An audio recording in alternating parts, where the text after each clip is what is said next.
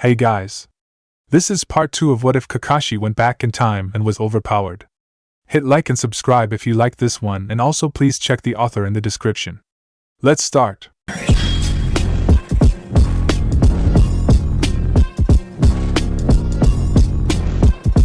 Chapter 5. Kakashi closed the window after Tenza slipped in and locked the bar.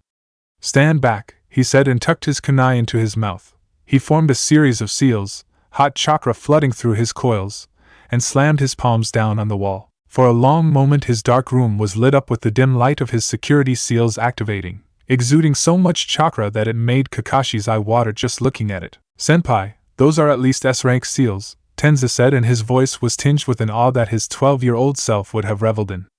30-year-old Kakashi just felt tired. Tell me exactly what happened, he said, and fell into the familiar stance, hands clasped behind his back, kunai in hand. Tenzu immediately straightened and he automatically fell into a ready position. At about 2,000 hours, Councilman Shimura Danzo summoned Captain Shiranui to attend to him. Captain received an S-rank mission from Councilman Danzo, detailing the elimination of target Gari of the Wagakure, of the Bakutan Kekkei Genkai, and the Explosion Corps.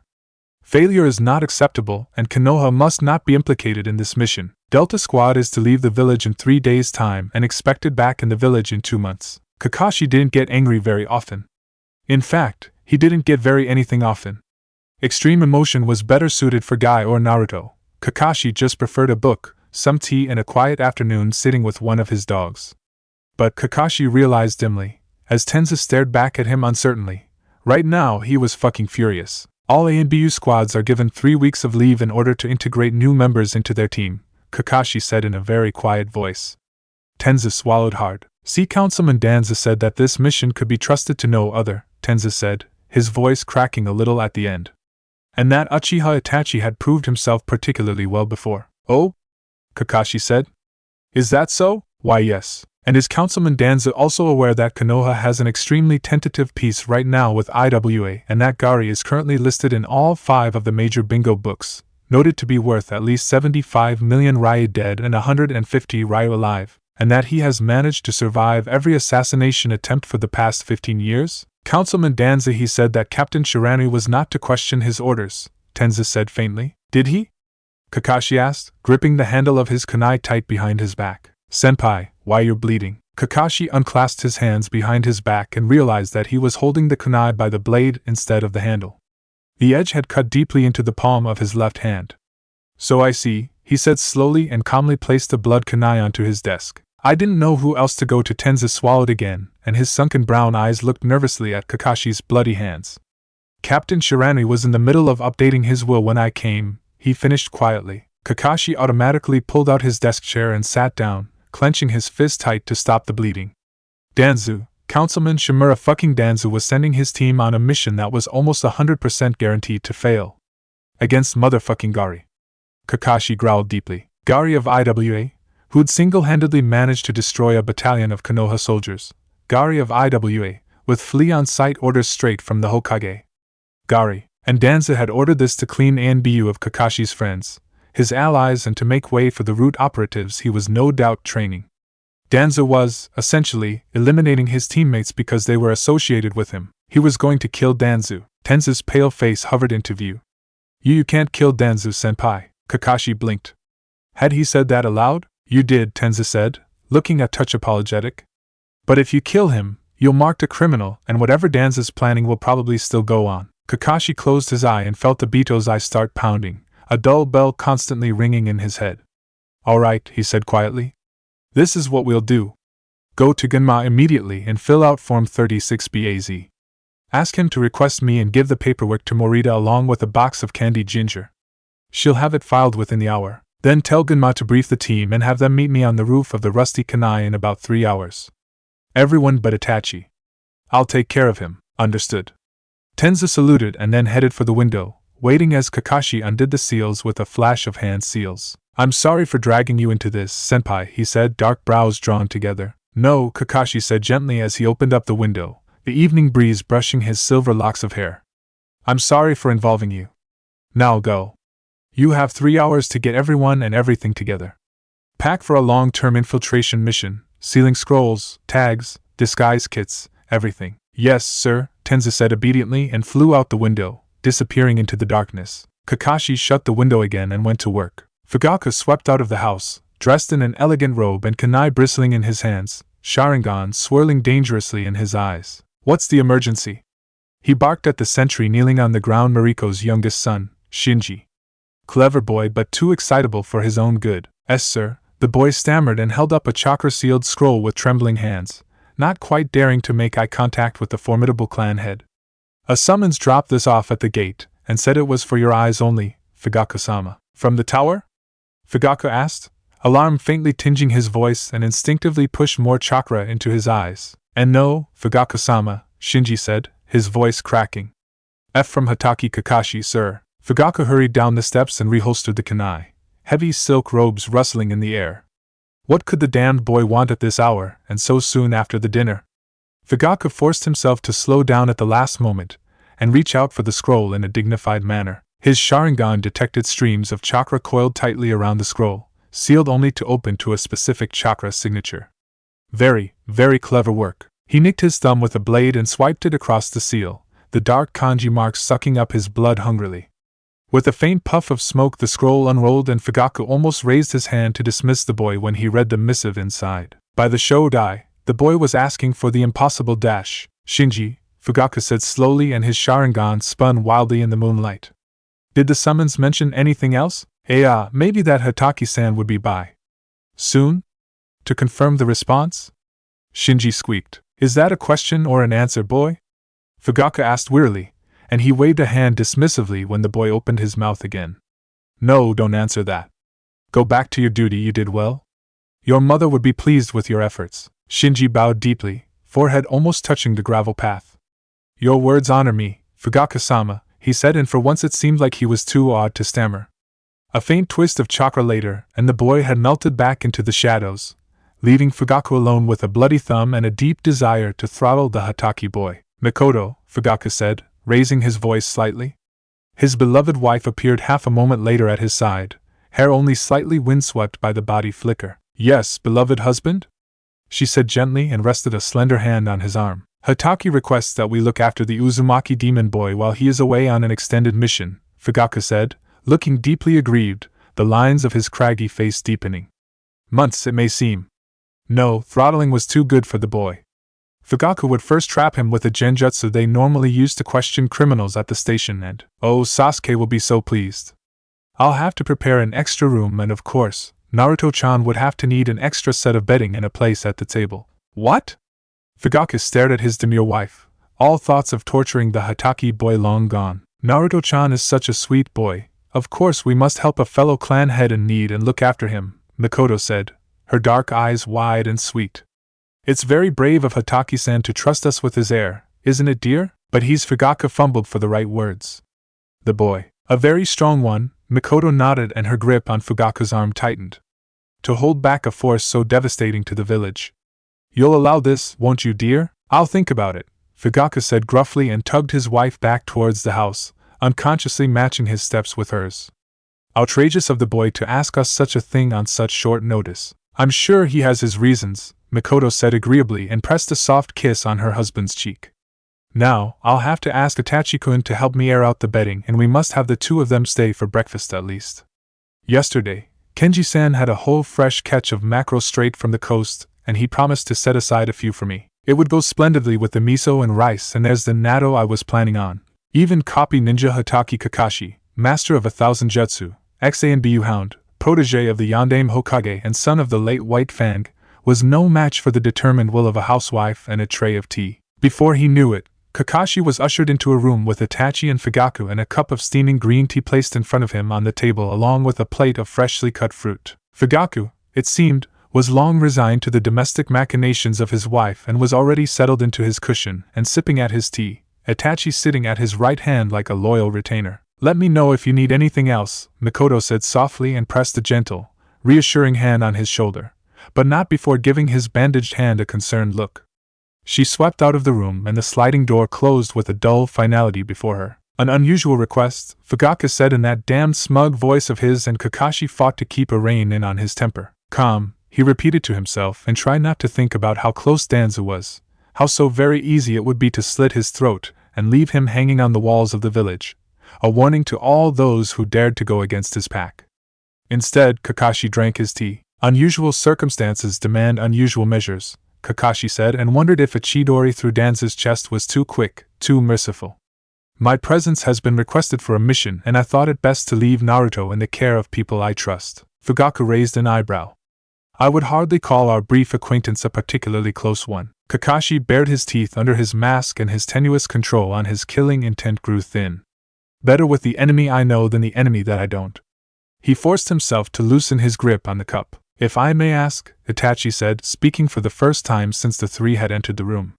But it seems that your attire is different this morning, Kakashi-senpai. Kakashi plucked at the hem of his black cloak. I've volunteered for a classified mission, he said, and his mouth twisted. Fugaku's eyes narrowed. You don't mean Dash? It seems he thinks that he can do whatever he likes with the Corps. Kakashi set the cup of tea back down on the table, and wondered what Danzo's fear would smell like. In my short absence, he seems to have wrought a great many unfavorable changes, including the planned elimination of my old team, sour and sickly, probably, twisted by hate and darkness. You have made a powerful enemy, Fugaku observed, his dark eyes unreadable. Oh, I wouldn't say that, Kakashi said. The councilman has made some very bad choices. He's made an enemy of me. The air in the room suddenly grew a good 10 degrees colder, and Kakashi wondered, dimly, that Danzo's death would probably be the first he would enjoy. He knew some genjutsu not as powerful or as dangerous as the Tsukiyomi, but just as devastating with careful application. Danzo was the root, the cause of the death of his pack. Danzo had ripped Sasuke's psyche apart, had crushed Sakura, had nearly killed Naruto, and driven 5 shinobi countries to war because of his ambitions. Death, Kakashi realized, was too good for the sack of shit. Kakashi-senpai, Itachi said faintly, and Kakashi snapped out of his thoughts, blinking rapidly. Odd, Fugaku and Itachi looked paler, and he could smell the heavy stink of fear in the air. Ah! Kakashi tamped down on the intent that he was exuding, slowly coiling the power into a tight knot inside of himself. I would be in your debt, Uchiha Dano, Kakashi said calmly, if you would be so kind as to look after Naruto in my absence. Fugaku paused and swallowed. It would be my honor, Hatake Dano. Your trust in my clan is one that I do not hold lightly. Kakashi's shoulders relaxed a little and he bowed his head. Your generosity knows no bounds, he said, and breathed a very quiet sigh of relief as the pieces of his hastily put-together plan slowly fell into place. Reaching into the sleeve of his voluminous ANBU cloak, he pulled out a packet of seals and placed them on the table. Security seals, he explained at Fugaku's questioning look. To keep you and your household safe. Mostly Naruto and Sasuke, he added silently. It had taken a good hour to create powerful seals that could easily be integrated into the Uchiha seals already in place. If used properly, no harm would come to the Uchiha household. Directions are enclosed. Fugaku looked faintly impressed, and he took the packet with a dignified gesture, setting them aside to be properly looked at later. It would rude to open gifts in front of the giver, no matter how much Kakashi could smell Fugaku wanted to. I don't mean to be rude, but time is running short, Kakashi said, and rose swiftly from the ground, pulling his dark hood up to cover his shock of silvery hair. You have my deepest gratitudes, Uchiha Dano. Meet me outside, he signed at Itachi while discreetly adjusting his hood. Fugaku and his son also stood up, he and Itachi a smoothly oiled machine rising as one, and Fugaku inclined his head. Go swiftly so you may return successfully. A deeply cynical voice in the back of his head wondered if this would be the last time he would see the Uchiha clan head. Mission? Naruto asked, and for the first time, the enormity of Kakashi's absence seemed to hit him. You're going to be gone. Naruto swallowed, and his dark blue eyes, Minato-sensei's eyes, started filling up with tears. Kakashi hesitantly reached out and rested his bandaged hand on Naruto's head. Only for a very little while. I'll be back before you know it. Why do you have to go? Naruto whimpered, and his tiny hands were buried deep in Rai's fur. The dog whined pathetically and licked at Naruto's shirt, trying to comfort him. I've sworn to do my duty to the Hokage, Kakashi said. You remember him, right, old Gigi? Naruto wrinkled his nose and scrubbed furiously at his eyes. He's a dumb old man, and he doesn't even like ramen. Why do you have to do stuff for him? He protects and leads Konoha, Kakashi said, and it was suddenly much harder to speak. Strangely, his throat seemed to be tightening up, like he was coming down with a cold. It's your dream to be the Hokage, right, Naruto-kun? I don't want you to go, Naruto said in a very, very quiet voice. Kakashi closed his eye. He could still see father's broad back burned into his mind, his hair pale against the dark green of the flak vest, tantu strapped to his hip, growing smaller and smaller in the distance. "I'm sorry, Naruto," Kakashi said and pulled away, catching Itachi walking towards them from the corner of his eye. "I have to go. Be good and listen to Fugaku-san and Mikoto-san, alright?" He turned away and forced himself to leave the small boy behind him, forced his legs to move, up and down and away from his most precious person in the world. 2 quick heartbeats later and Itachi smoothly joined his side, the younger boy barely reaching his elbow. "Good luck with your mission, senpai," Itachi said. "What, no complaints about leaving you back home?" Kakashi tried to joke, but it fell flat. All he could think about was Naruto and Raya behind him, his 2 tiny pack members all alone without him. "I could see the logic of your decisions." Itachi tilted his head.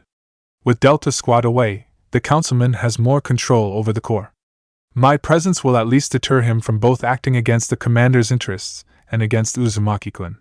There are also the clan politics to think of. We are few but growing, and my absence will surely result in unrestrained actions by the elders." "I always did think you were a better genius than me," Kakashi said, tugging at the edge of his hood. "Keep them safe for me, will you?" "Of course," Itachi said. "If I may be so forward, I would like to request Delta Squad's safe return to the village in 2 months' time. I have grown fond of their presence." For the first time since Tenzu had dropped by unexpectedly by his window, Kakashi smiled. "How was Dango with Tenzu?" The corner of Itachi's mouth tugged up. "Enjoyable and informative," he said. "I had never realized that so many new varieties of Dango existed." "I can't make any promises," Kakashi said in a quiet voice. "But I'll try my best." "That's all anyone ever asks for," Itachi said and saluted, fist over his heart. "Good hunting, Captain." Kakashi tapped his forehead protector lightly, returning Itachi's salute in his own way. "Good hunting, Itachi." When Tenzu had knocked on his door, white-faced and looking like he'd done a couple of rounds with Kumonin, Genma had been in the middle of revising his will and packing up his possessions, so that it would be easier for the administrators to distribute them to his family. Death and Genma were more than passing acquaintances. He reckoned they were more like neighbors now, with death swooping past him nearly every day, a reminder of how very little time he had left in the world. Some days, he wondered how he'd even made it out of the Third Shinobi War alive.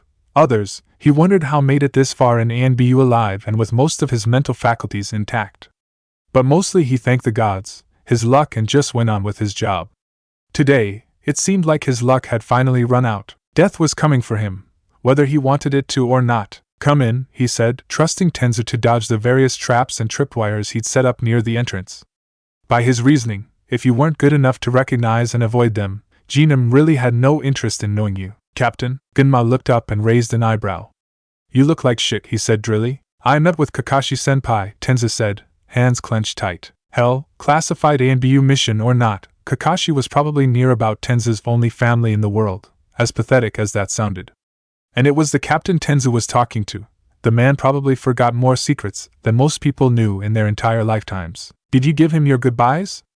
Genma asked kindly and went back to sorting through his photo albums, stacking them up in a box clearly labeled Shiranui family. His sister would probably need some photos of him to add to the family shrine she had in her house. "Not exactly," Tenzu said slowly, and there was something in the younger man's voice that made Genma look up, Saban twitching in his mouth. "What do you mean, not exactly?" Genma said. "Kakashi-senpai said that you should file Form 36BAZ requesting him and file it with Morita-san right away along with a box of candied ginger. The team is supposed to meet up on the roof of the Rusty Kanai in about 2.5 hours, packed for a long-term infiltration mission. He would take care of Itachi separately." Tenzu took a deep breath, and then swallowed. Genma blinked. "I'm sorry, did you say Form 36BAZ? "Yes," Tenzu said, sounding a touch defensive. "The sneaky bastard." Genma whistled, long and low, and for the first time since he'd been called before Councilman Danzo's feet, he felt a tiny twinge of hope. "He's having me request him as a non-ANBU special associate specifically for the mission. And he has the clearance rank for it, which means, Captain's going to be back on the team?" Tenzu asked, his voice high and hopeful. Genma couldn't fault the kid for calling Captain Captain. Hell, even Genma still thought of Kakashi as Captain. Genma was just filling in temporarily for the man while he was on vacation babysitting the demon brat, probably on the orders of the Hokage. There was a reason why space on Delta Squad was so coveted, why they were ranked as the best team in the whole of the Corps. They had the best mission completion rate with the lowest amount of casualties. Entrance into Delta Squad meant that Captain Hitaki, Possibly the greatest and strongest ninja in the whole of ANBU, second only to the commander, thought you had the chops to make it. Entrance into Delta Squad meant you would be going through the toughest, hardest, worst missions and you would come back to the village alive. Because Captain Hatake fucking Kakashi never left a man behind. And Captain coming back meant that Delta Squad might actually survive this crazy shitshow of a mission. Genma waved cheerfully goodbye at his neighbor Death, and shoved his box of crap off the desk and propped his feet up instead. Let's get that paperwork filed, Genma smiled. Run out and get me a box of the candy that Morita likes, would you? And let Reita know that he doesn't have to pack his shit up, because the odds of us coming back alive just went up. Tenza smiled, a tiny curve of his lips, and he saluted. Yes, Captain Genma, sir. What are you sticking around for? Genma demanded. Get out, we've got a mission to prepare for in less than 2 hours. Get your ass moving, rookie. Tenzu rolled his eyes and made for the window, slipping out with the lithe grace of a cat. Genma wasn't sure whether or not he was imagining the parting shot, not a damn rookie anymore, but he pretended not to hear it. Good to hear that the rookie was finally growing a backbone of his own. This, Kakashi said, holding up a sheaf of papers Genma had handed to him, is shit. A finger sparked with a tiny hot flame of chakra and the stack of papers instantly burst into ashes. Shodai's balls, Reita said, looking deeply impressed. Intel's gonna have a hissy fit when they see what you did to their information, Captain. Assume the worst, Kakashi said dispassionately, wiping his hands clean of the dust. Danzo gave out the assassination to eliminate my team. He's not going to make it easy for us to complete the mission. How are you so sure that Danzo's out to get us? Genma argued, rocking on his heels, hands shoved into his cloak pockets. We're the best team in the Corps. Maybe he thought we could handle it, sir. Danzo personally summons you to assassinate one of the most notorious ninja in the 5 shinobi nations, and user of a Kekkei Genkai that's had particularly devastating effects during the 3rd shinobi war against Konoha. If any word of this mission leaks out, the treaty between IWA and Konoha would be broken and all blame of the next war would be pinned on us. If we fail, which is very likely, and we manage to keep Konoha's involvement quiet, which is unlikely, Danzo can easily pretend that we were sent out on a different, less politically dangerous assignment. After all, Kakashi said, smiling thinly, most ANBU missions leave no paper trace. He can make up whatever he wants, he's a councilman, and we're just pawns in a game. But if we come back, Tenza said slowly, comprehension dawning on his face. Danzo's caught between a rock and an angry Konoha nin, Reita said, his dark eyes looking very amused. We show up with Gari's head, keep Konoha quiet in this whole mess, maybe implicate some other fucking village and everyone congratulates us. Meanwhile, Hokage-sama's mighty pissed at Danzo for fucking around with his private force and giving us such a stupid-ass mission. Maybe even take a good hard long look at ANBU and stop whatever Danzo's doing to the Corps, Genma said in a surprisingly quiet voice. You know? Kakashi asked, his voice neutral. They don't even act human, Reita said, Tenzin nodding along with him. How could we not know? And when you left? Reita shrugged. There were more of them, Kakashi continued grimly. All the more reason we need to successfully complete the mission. Yeah, you know, no big deal, Genma drawled, fiddling the senbon in his mouth. Infiltrate IWA, kill an insanely talented shinobi without revealing that we're involved, make it out of the village alive, take his body back for TNI and report to the Hokage about what a fucker Danzo was for assigning this shit mission. All in a day's work for Delta Squad, Kakashi said, and no one on the roof missed the subtle undercurrent of tension in his voice. Hey. Reita raised his hands in the air. We'll get through this alright, Captain. Just think about how much fun you'll have thinking about fucking with Danzo for the next 2 months. I've already started, Kakashi said quietly. He won't dare to mess with my team again. Sasuke had woken up and it had instantly become the best day in the world ever because Naruto was there, eating breakfast with Aniki and Mama and Father, and there was grilled mackerel which was his favoritist in the whole world. Of course, he had to say good morning in his indoor voice and then eat breakfast quietly, but it was so hard because Naruto was sitting right next to him and Aniki was home and Sasuke wanted to play more games and show him the gardens near the house where Aniki had built him a cool tree house in the old maple tree. Thank you for Themio Mama, Sasuke blurted out the minute he finished his bowl of rice and dragged Naruto away from the table towards his room. Sasuke drooped and let go of Naruto's arm, trudging back to the table and hoping that there wouldn't be another lecture about manners and not running in the house again. Naruto hasn't finished his meal yet, Father said. Sasuke looked over at Naruto's bowl and strangely, it was still half full of rice and fish, and it looked like he'd barely touched his miso. That was weird because last night, Naruto had almost had 3 times the amount Sasuke did and ate nearly half the mochi snacks Mama had given out for dessert. Naruto loved food. No, it's okay, Fugaku-san, Naruto said and didn't even flinch when Sasuke jabbed him in the ribs, hissing, Papa's name's Fugaku, dummy. You should still eat more, Mama said, and she looked worried, like when Aniki was hurt on a mission or sick. Was Naruto sick? Sasuke pressed a hand on Naruto's forehead like Mama did. Naruto did look kind of sad and not at all Naruto-like. Even the bright orange shirt he wore made him look all droopy. I'm not hungry, Naruto mumbled, and he made a little weird frowny face. Can I go with Sasuke now? All right, Father said, and Sasuke nearly jumped up and down, but he remembered his manners and said thank you in his bestest, nicest voice. Don't make a mess, boys, Father said, and Sasuke wasted no time in dragging Naruto away from the dining room and towards his own room. He hurtled down the hallways and slid around on the hardwood floors expertly in his socks, and in a few minutes they had made it to his room. Whoa, Naruto said, crossing his arms over his chest and looking a little brighter than he did before. That was fun. Me and Aniki do it all the time, Sasuke said smugly. Aniki calls it sock sliding, except we can't tell Mama or Father because they'll yell at us, but Aniki can go super fast like swoosh. Sasuke mimed Itachi sliding across the floor with his hand and puffed his chest out proudly when Naruto looked suitably impressed. Nisan and I play a game too with Ryu-chan, and Naruto's face suddenly crumpled and he started crying, face turning an ugly mottled red. What's wrong? Sasuke asked and put a hand on Naruto's forehead again. Maybe Naruto really was sick and that's why he was here, so Mama could help him get better. Kakashi and I has to go away on a mission, Naruto sniffled, voice sounding all clogged up and weird. And he left me here all alone with only Raya. Oh, Sasuke said and grabbed Naruto's hand again, this time heading for the gardens outside. He knew how to fix this. Where are we going? Naruto mumbled, looking vaguely alarmed and excited by the speeds they were sliding around on the floor, and within minutes they were out of the house proper and in the gardens, where Mama had planted more of her pretty rose flowers. Sasuke headed straight for the maple tree and scrambled up onto the wooden platform Aniki had built. Come on, he called out, leaning over the edge, reaching out with an open hand. Naruto looked scared for a moment, but only for a moment, before he took Sasuke's hand. He clambered up the tree and onto the platform, shaded by brilliant red leaves and carpeted by a worn regulation blanket Itachi had given him. Wow, Naruto breathed, his bright blue eyes taking in Sasuke's secret ninja house. Whenever Aniki goes away, I come up here, Sasuke confided, pulling over a box of old shuriken and kunai he'd collected from the forest, the edges all blunted and rusty. We made it together, and I play up here all the time with him. Itachi's a ninja too? Naruto asked curiously, scrunching his face up, and his face whiskers got all scrunched up too. Like for real? I thought you were just making stuff up. He's a chunin, Sasuke said and rolled his eyes. Honestly, Naruto could be such an idiot sometimes.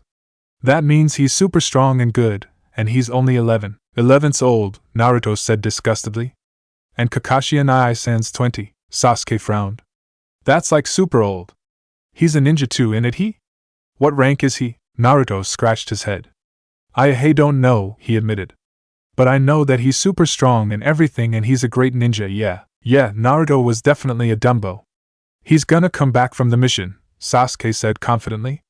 He and Aniki are great ninjas, so he'll come back, so stop worrying. Yeah, he's gonna come back, Naruto echoed and smiled so wide his eyes turned into tiny little lines. So, what you wanna play? Sasuke asked, sorting through his box of super shinobi tools. We can practice with our weapons, or we could play tag, and we can visit Aunt Mariko about. Itachi dropped onto the platform, a cloud of red maple leaves swirling around him. Sasuke dropped his box and went straight for Itachi's knees, whooping with joy. Aniki! Itachi did that stupid poking thing, but Sasuke was too happy to see his brother to care too much. Now that Itachi and Naruto were here, they could play ninjas and pirates, and maybe Itachi could take them training, and then later they could all have okonomiyaki from Kenichi-san's shop. Kakashi-senpai left behind something I think the two of you would enjoy. Itachi pulled something out of his pocket, and Sasuke zeroed in on the stack of papers he was holding. Exploding ink papers, Naruto breathed, and Sasuke looked at his friend with wide eyes. Like yesterday? Itachi nodded and ruffled Naruto's hair too, even though he was Sasuke's Aniki, but since Kakashi and Ai-san was away, Itachi could be Naruto's Aniki for a little bit too. Maybe. Yeah. Naruto bellowed and charged into Sasuke and Itachi, and somehow Aniki picked up the two of them up from the ground and swung them around in a giant circle. This, Sasuke firmly believed, was the bestest day in the whole world ever. Chapter 6. It was supposed to have been a normal C-ranked escort mission. Takahari-sensei had let them finally leave Kumo and take on a mission guarding some merchants on their way to Earth Country after a whole 6 months of nothing but D-ranked mission involving the daimyo's wife's missing cat. It was supposed to have been an easy job. Bandits were at an all-time low. Peace with Konoha was still holding, and Takahari-sensei said the only rogue samurai stupid enough to take on a jounin from Kumo were the ones that were especially easy to kill. They weren't supposed to encounter much trouble. Maybe a thief here and there or a broken cartwheel. It was supposed to be a safe, easy mission. One moment, Megumi had been arguing with her teammate about the order of the watches they would take for the night. The next, a rusty dagger sprouted from her chest. She touched the handle with a shaky hand, slick with her own blood. Megumi looked up and met the hungry gaze of a demon, red eye seeping with blood. She didn't even have time to scream before he went for her throat. Dredging chakra up from hidden reserves, Kakashi twisted his bloody hands into a swift series of seals, converting the vapor in the air into water. Steam rose all around him, hot and swirling in fantastic shapes, before coiling up around the corpses lying on the ground and coalescing into messy puddles of water. Tenzo looked up from where he was scattering old and rusty samban on the ground, occasionally tossing a few over his shoulder in the general direction of the bodies. "I haven't seen that one before," he asked, voice intrigued. Kakashi shrugged. He'd picked it up in a solo mission in Water Country after Team 7 had split, leaving him a waist-high stack of S-ranked missions Tsunade wanted completed and no particular self-preservation instinct. "Have to make it look as real as possible," he said casually. "We are supposed to make it look like a missing nin from Curie did this." "These look familiar," Genma said, rifling through a worn leather pouch, picking out several shuriken and kunai with a keen eye. "Definitely the real thing from Curie. They even have the canoe stamped onto it, and everything. Old, which is even better. Yamanaka was very obliging when I went to him for some supplies. We're using Kakura's weapons." Kakashi rolled his shoulders and cracked his knuckles, feeling the ache of chakra exhaustion already settled deep into his bones. His body wasn't used to the strain he put on his 30-year-old self. His chakra reserves were half the size of the ones he was normally comfortable with. "Useful," Tenzo commented, but the sidelong look he sent Kakashi's way spoke volumes more. Little brat was probably worried he was going to keel over any minute, like he was just some green chunin who hadn't even broken in his flak vest and bent over from exhaustion on his first B-rank mission. "Very," Kakashi agreed and made sure to straighten his back. "Merchants are all tied up," Reida said, dropping from a tree branch without a sound.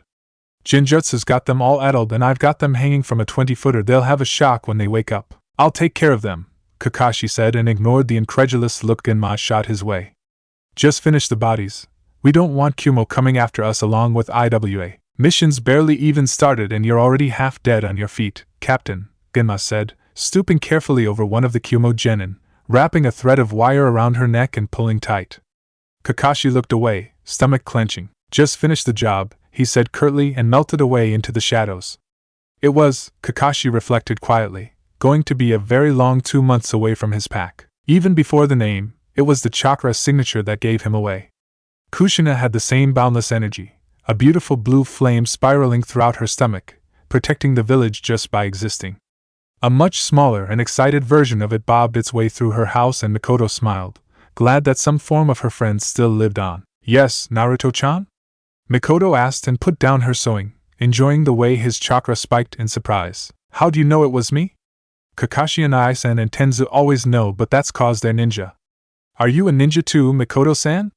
Naruto's eyes were all his father's, bright and glowing with curiosity. "I'm a mother," Mikoto said quietly and reached out, cupping Naruto's face gently. "We always know. Now what is it? Do you need something from me?" The little boy's face scrunched up, whiskers crinkling, and he idly drew patterns on the floor with a foot.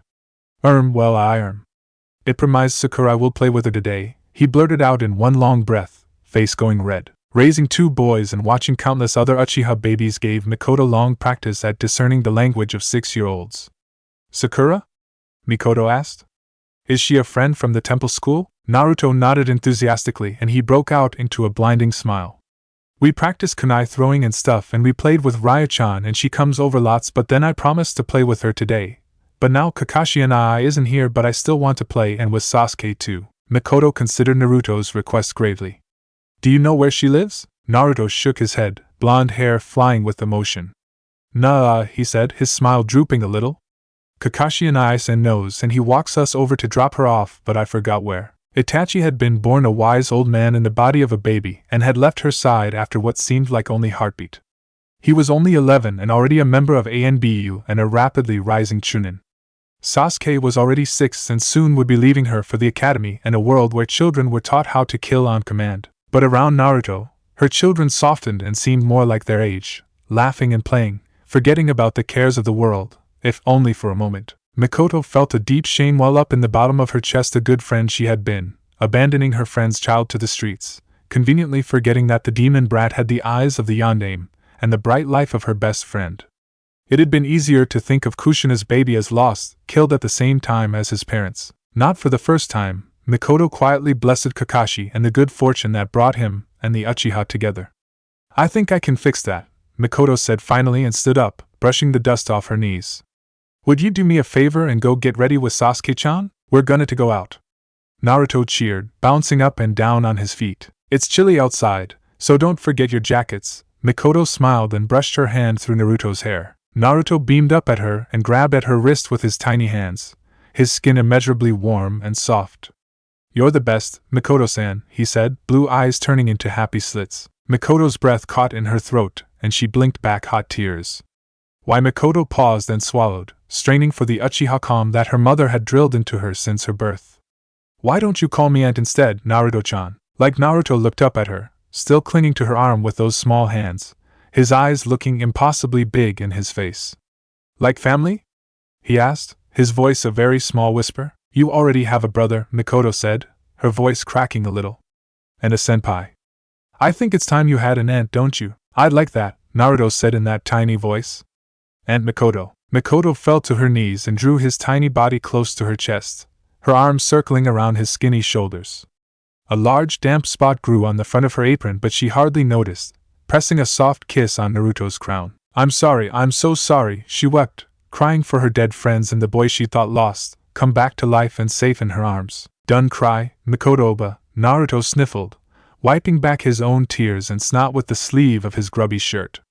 "Done be sad." "I'm not sad," Mikoto corrected him gently and wiped Naruto's face with the hem of her clean apron, brushing his hair back from his face. "I'm crying because I'm happy that you're here." "No one's ever cried for me before," Naruto said and touched Mikoto's wet face with a cautious hand, as if afraid that this were all a dream. "They just throw stuff and shout and stuff." "Not anymore," Mikoto promised fiercely.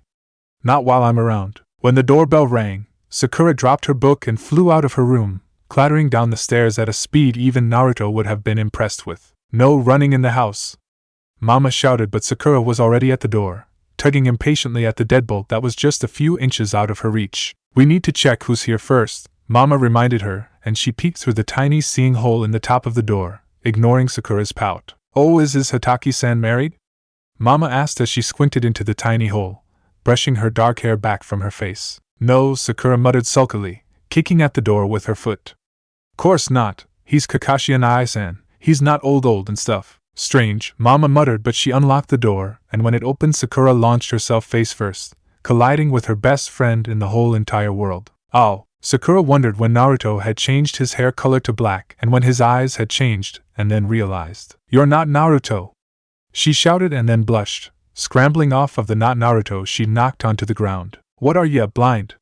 Naruto laughed, right next to her, and Sakura was so tempted to punch him, but Mama was standing right next to her, and she was probably already mad about her pushing the not Naruto onto the ground. "I'm not blind," Sakura said instead and stuck her tongue out, and then Mama put her hand on Sakura's shoulder, and she didn't sound very happy at all. "I'm so sorry," Mama said in that grown-up voice, and she bowed very deeply. "I thought I had raised my daughter to be better than this, but it seems that I still have much to teach her. You have my sincerest apologies, ma'am." "Oh, there was no harm done," a pretty lady next to Naruto laughed, covering up her mouth with her hand like Mama always told Sakura to do, and she bowed as well. She had the prettiest black hair, and the biggest eyes, and she looked like one of the beautiful ladies in Mama's magazines who were always making flower vases. "I'm Sasuke," not Naruto sniffed, picking himself off the ground and sticking his nose up in the air like Ami whenever she had a new doll and wanted to show it off. "And I bet you can't even see at all if you think I look like him." "Sasuke," the pretty lady said in a grown-up voice and then bowed again. "My apologies, Haruno-san, it seems my son has manners to learn as well." Hatake Kakashi asked us to look after Naruto while he was away for a mission, and Naruto-chan mentioned that there was a play date arranged beforehand. I hope you don't mind that my son is here as well, Harino-san. Oh no! Mama hand tightened on her shoulder, and she opened the door wider. Of course not. Uchiha Mikoto, the pretty lady, smiled, and Sakura's heart thudded in her chest. And Uchiha.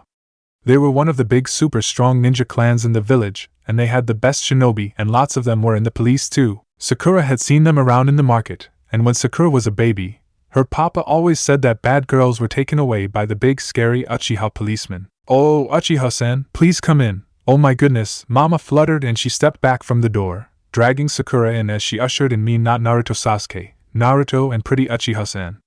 I'm so sorry, I didn't mean to make you wait outside, and of course, you must stay for tea while the children play in the yard outside. It was no trouble, the nice Uchiha lady said, and every move she made looked so airy and gentle, like she was one of those angels from the TV dramas Mama watched when Sakura had her snack time after school. You have a beautiful home. Mama went all pink, and she bowed again. Oh, the place is a mess. We've only moved here a few months ago for my husband's job, and I still haven't properly unpacked. Sakura fidgeted impatiently while Uchiha-san and Naruto and not Naruto Sasuke put on their house shoes. Can we go now? She whispered, tugging on Mama's dress. Please, Mama, please, please, please. Not now. Mama whispered back, looking very fierce and stern. We have very important guests here. I'm sure the children would rather play instead. Uchiha-san said very kindly, and Sakura blushed. Mama would be so mad that the lady heard her say rude stuff. I'm sure they don't want to listen to their mothers drink tea and gossip about the village. Oh well, if you think so, Mama said a little uncertainly. Only in the yard. You mustn't go anywhere else, and straight back inside when I call for you. Thank you, Mama. Sakura beamed and raced over to Naruto's side, scooping up his ninja sandals with one hand and her playing shoes with the other. We'll be extra good, she promised. Follow me, she said importantly to Naruto and not Naruto Sasuke, and made sure to walk to the back of the house extra slowly and carefully so Mama didn't have to yell at her for running in the house. You do have a nice house, Naruto said, looking very impressed at the paintings on the walls that Papa had made and the new squeaky hardwood floors. It's not as nice as my house, not Naruto Sasuke said in that stupid Ami voice, and Sakura wanted to stomp on his foot, but she was a little too scared to. Thankfully, she had Naruto, who promptly punched not Naruto Sasuke for her. Don't be stupid, Sasuke, Naruto said, hands on his hips. Sakura's my friend, so stop being mean to her. Whatever, not Naruto said, but Sakura couldn't stop smiling as she led them to the yard door in the back of the house. House shoes go here, she pointed at the mat in front of the glass sliding doors. And we can put on our playing shoes in the yard. All right. Naruto pumped his fist. Wait till you see the cool new toy Kakashi and I-san made. It's the bestest game in the world ever. It's not a toy, it's exploding seals, not Naruto said, but even he sounded excited when he pulled on his own ninja sandals. Like chakra exploding tags? Sakura asked, trying to ignore how both Naruto and Sasuke had ninja sandals and how she was the only one who had dumb normal shoes.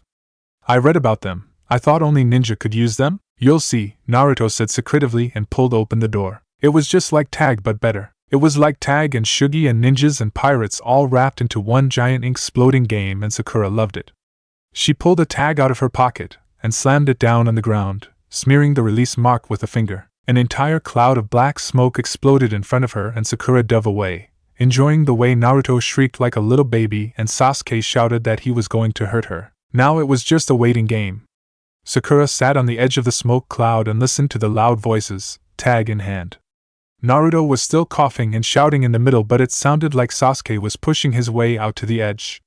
He'd gone all quiet, but Sakura could hear coughing sounds coming from her left. She stood up, pulled out her last tag from her pocket, and waited for Sasuke to come out of the cloud of inky smoke.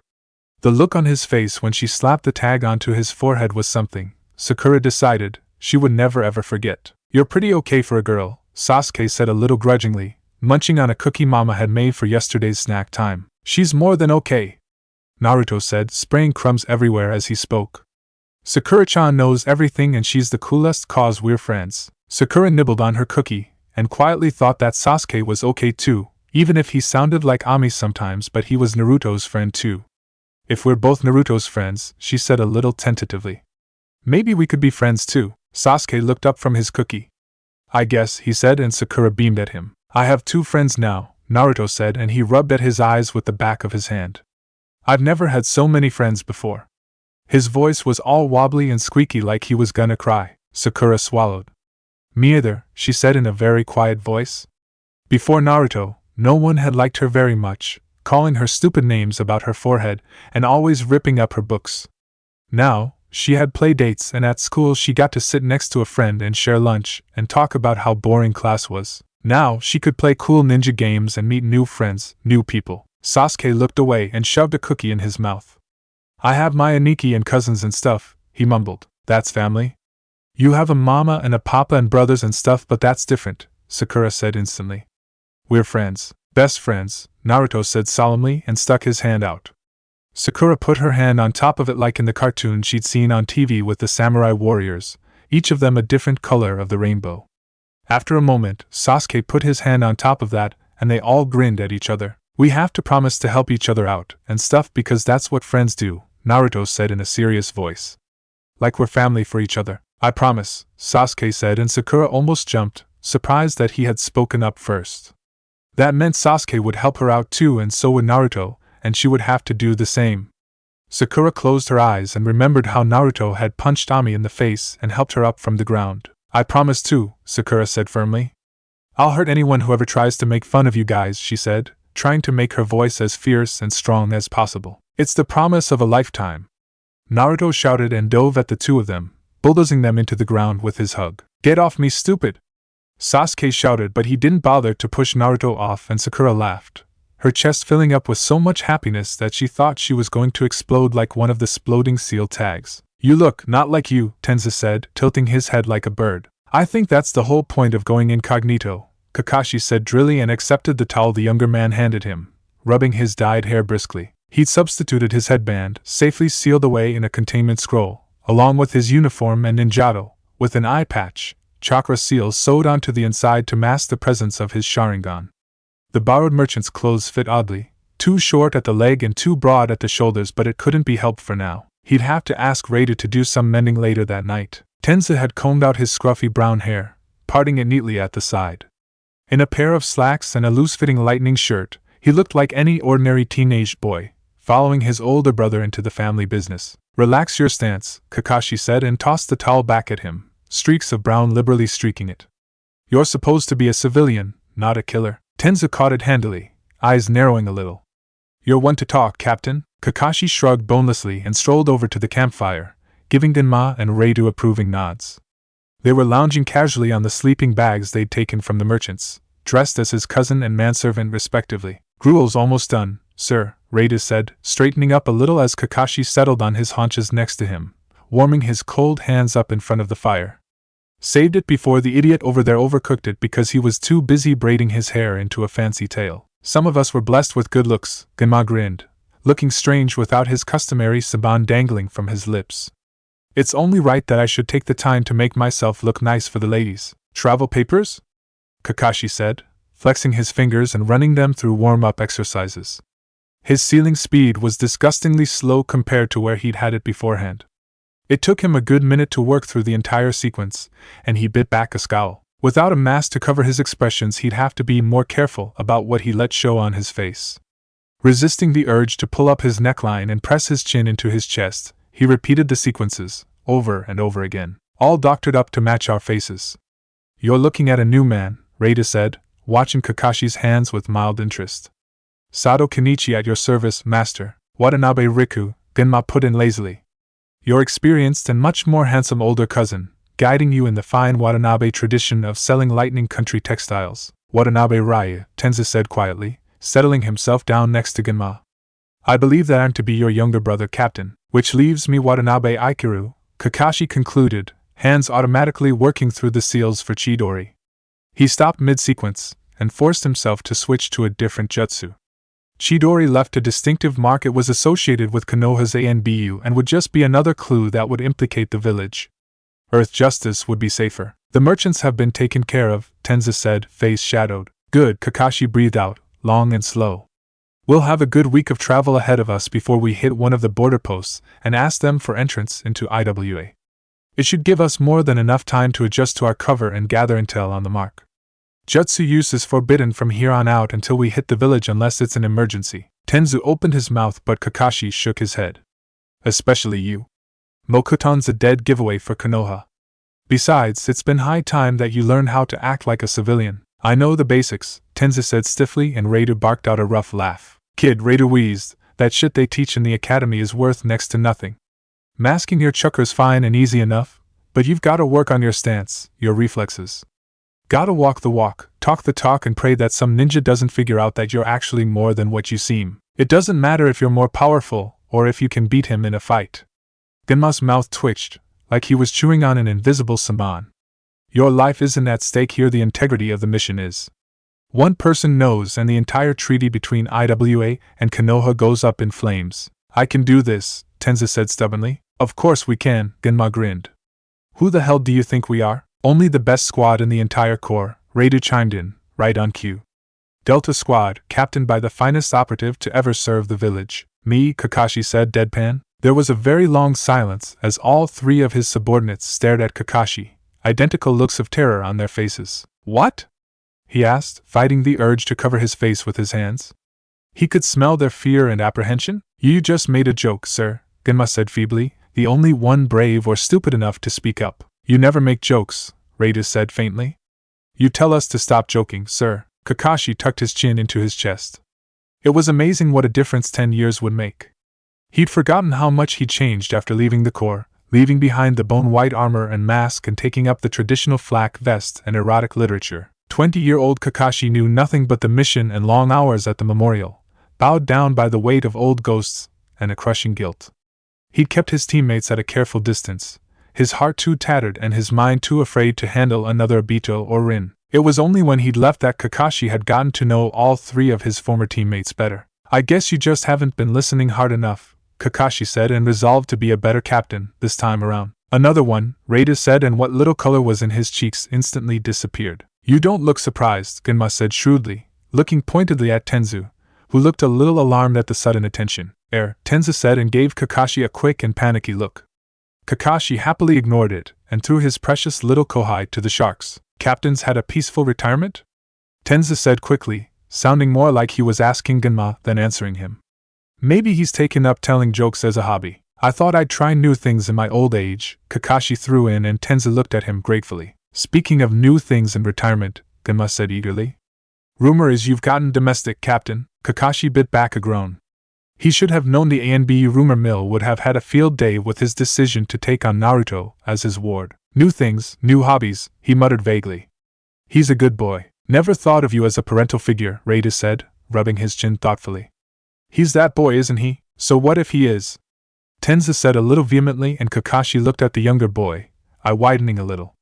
It seemed Naruto, even at the tender age of 6, had managed to work his friendship magic over Tenzu as well.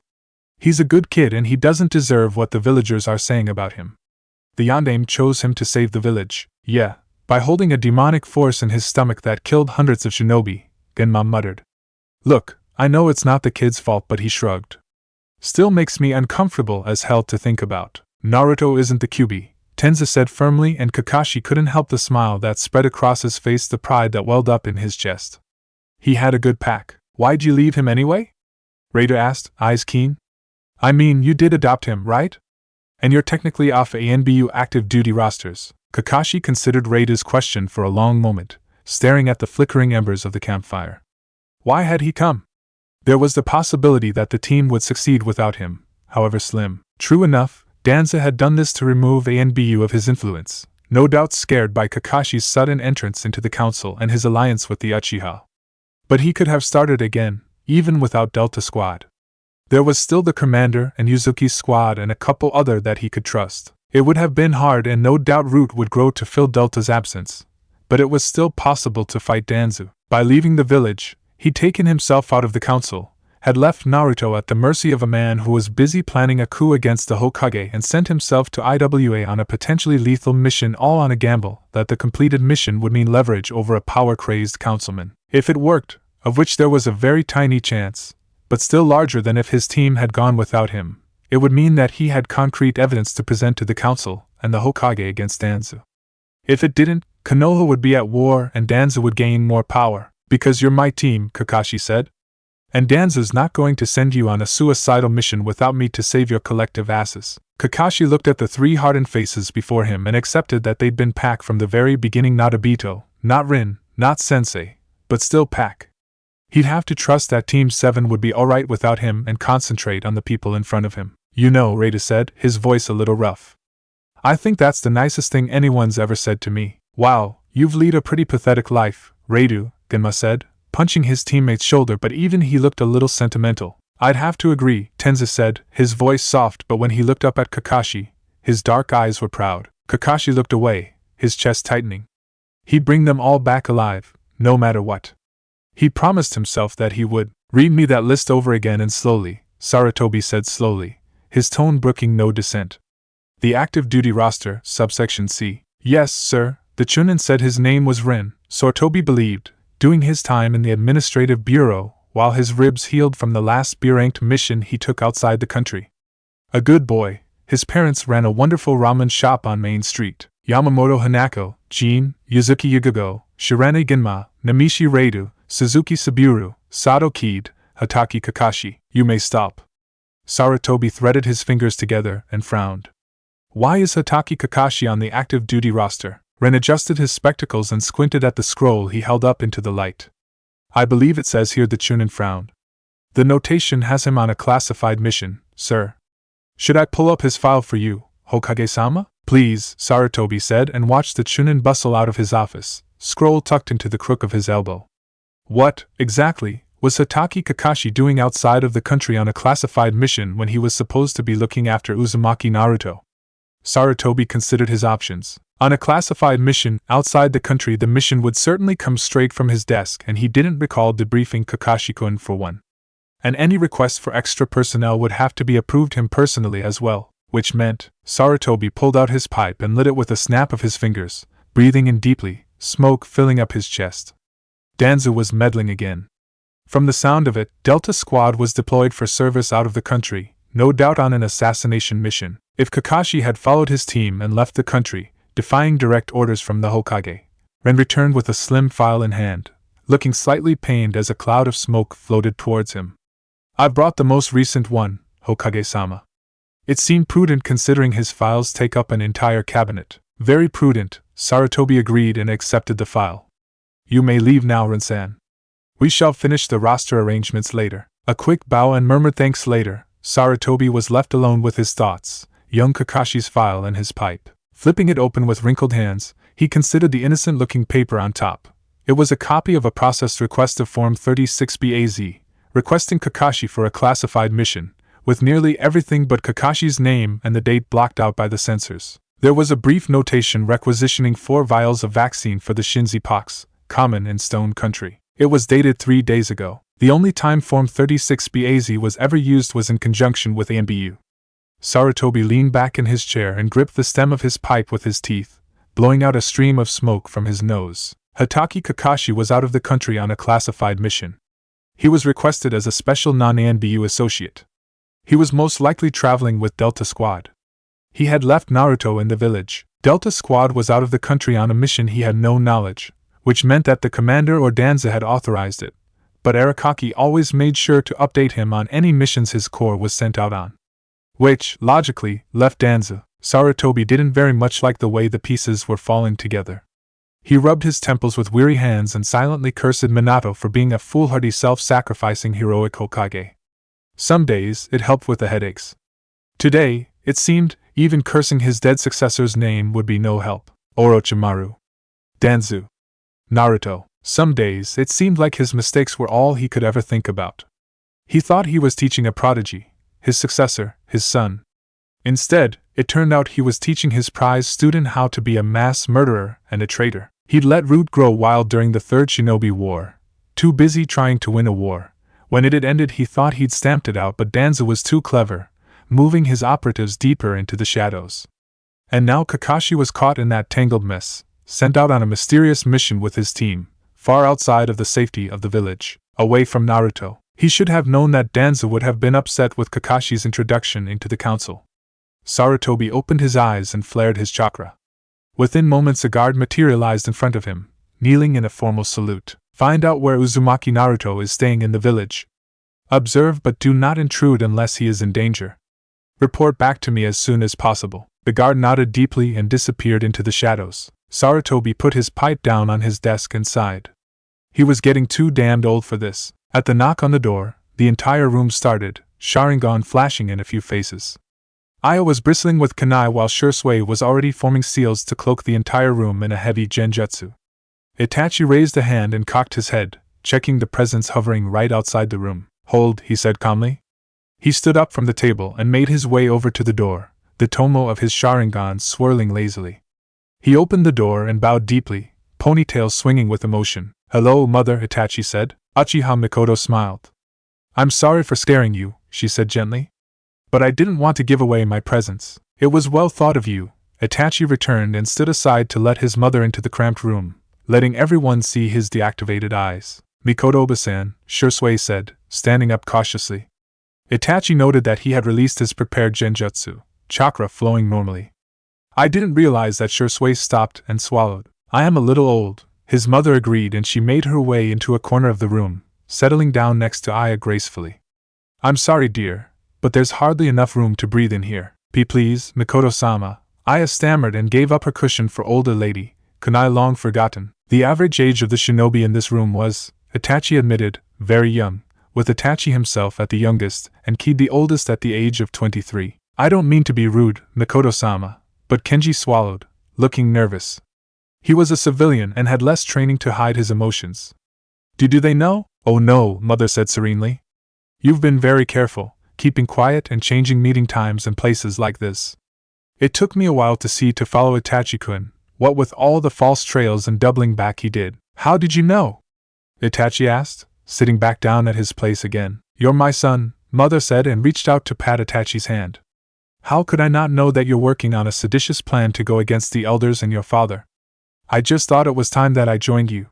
Not all of us old people like the plan, you know, but the clan head's word is law, Shursui said quietly. We could rightly be tried and executed under clan law or stripped of our name and heritage. I know, mother said quietly. But I can no longer watch and see this continue. It will ruin the Uchiha, and it will ruin the village. I will not have Sasuke grow up in a world where the Uchiha have ruined the village. Or not grow up at all, executed by the council for associating with a treasonous clan. We've been entrusted with the care of Uzumaki Naruto, mother continued, and there were gasps all around the room. But his Aya breathed in sharply. The container for the Kyuubi, Itachi said calmly. A 6-year-old boy chosen by the Yondaime Hokage who has a demon sealed inside of him to protect the village. It is an honor to care for him, mother said firmly.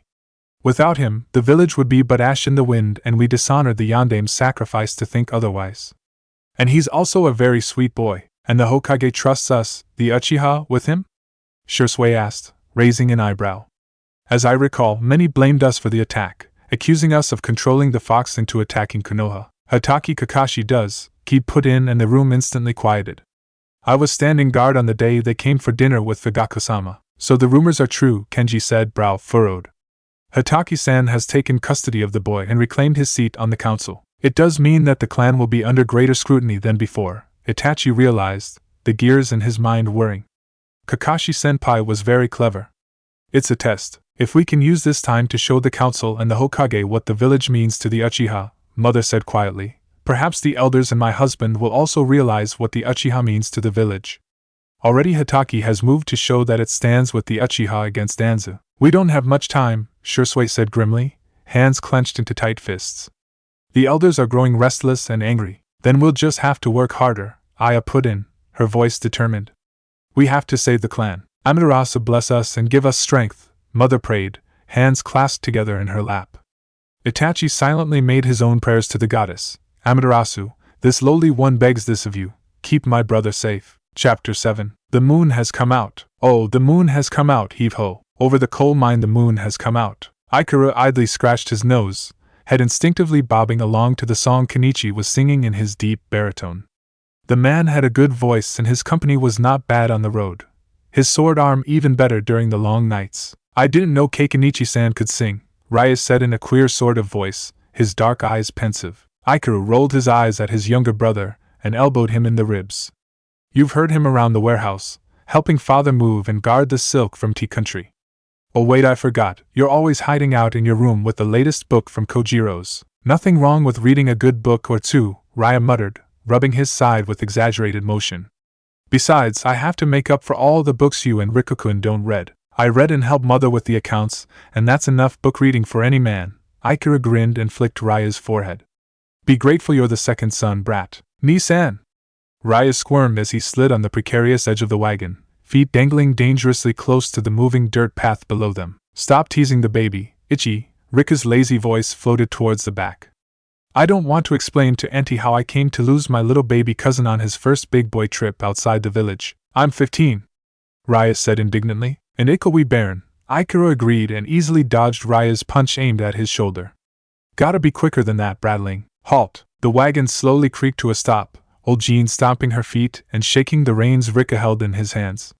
Ikura scrambled off the edge of the wagon and grabbed the leather satchel at his side, racing towards the front where Riku was swinging down from the saddle. Where's the voice coming from? Raya whispered at Ikura's elbow as Riku dug through the satchel and pulled out a carefully wrapped packet in oilcloth. Shinobi, Ikura whispered back and watched Raya's dark eyes widen. State your name and purpose, the voice echoed, bouncing off the walls of the rock canyon and turning into an entire chorus of questions. Ever-confident Riku's voice shook a little as he answered. Watanabe Riku, of Watanabe Textiles, Shinobi-san. We come to beg entrance to Awagakure. There was a long silence. Reassuringly, Kenichi appeared behind Ryu, his tall, broad frame dwarfing his little brother and admittedly, Ikuryu's own. He was about to open his mouth to reassure Ryu, when the Shinobi-san appeared. In the span between one heartbeat and another, a man simply grew out of the ground in front of Riku. There was no other word for it. Ikura had only ever seen Shinobi a few times before, when he followed father to Kumogakure, but no ninja he had ever seen had simply risen from the ground, like a fey being rising from the earth. He even looked like a rock, covered in a dusty brown chest plate, with long one cotton sleeve of crimson red covering his right arm.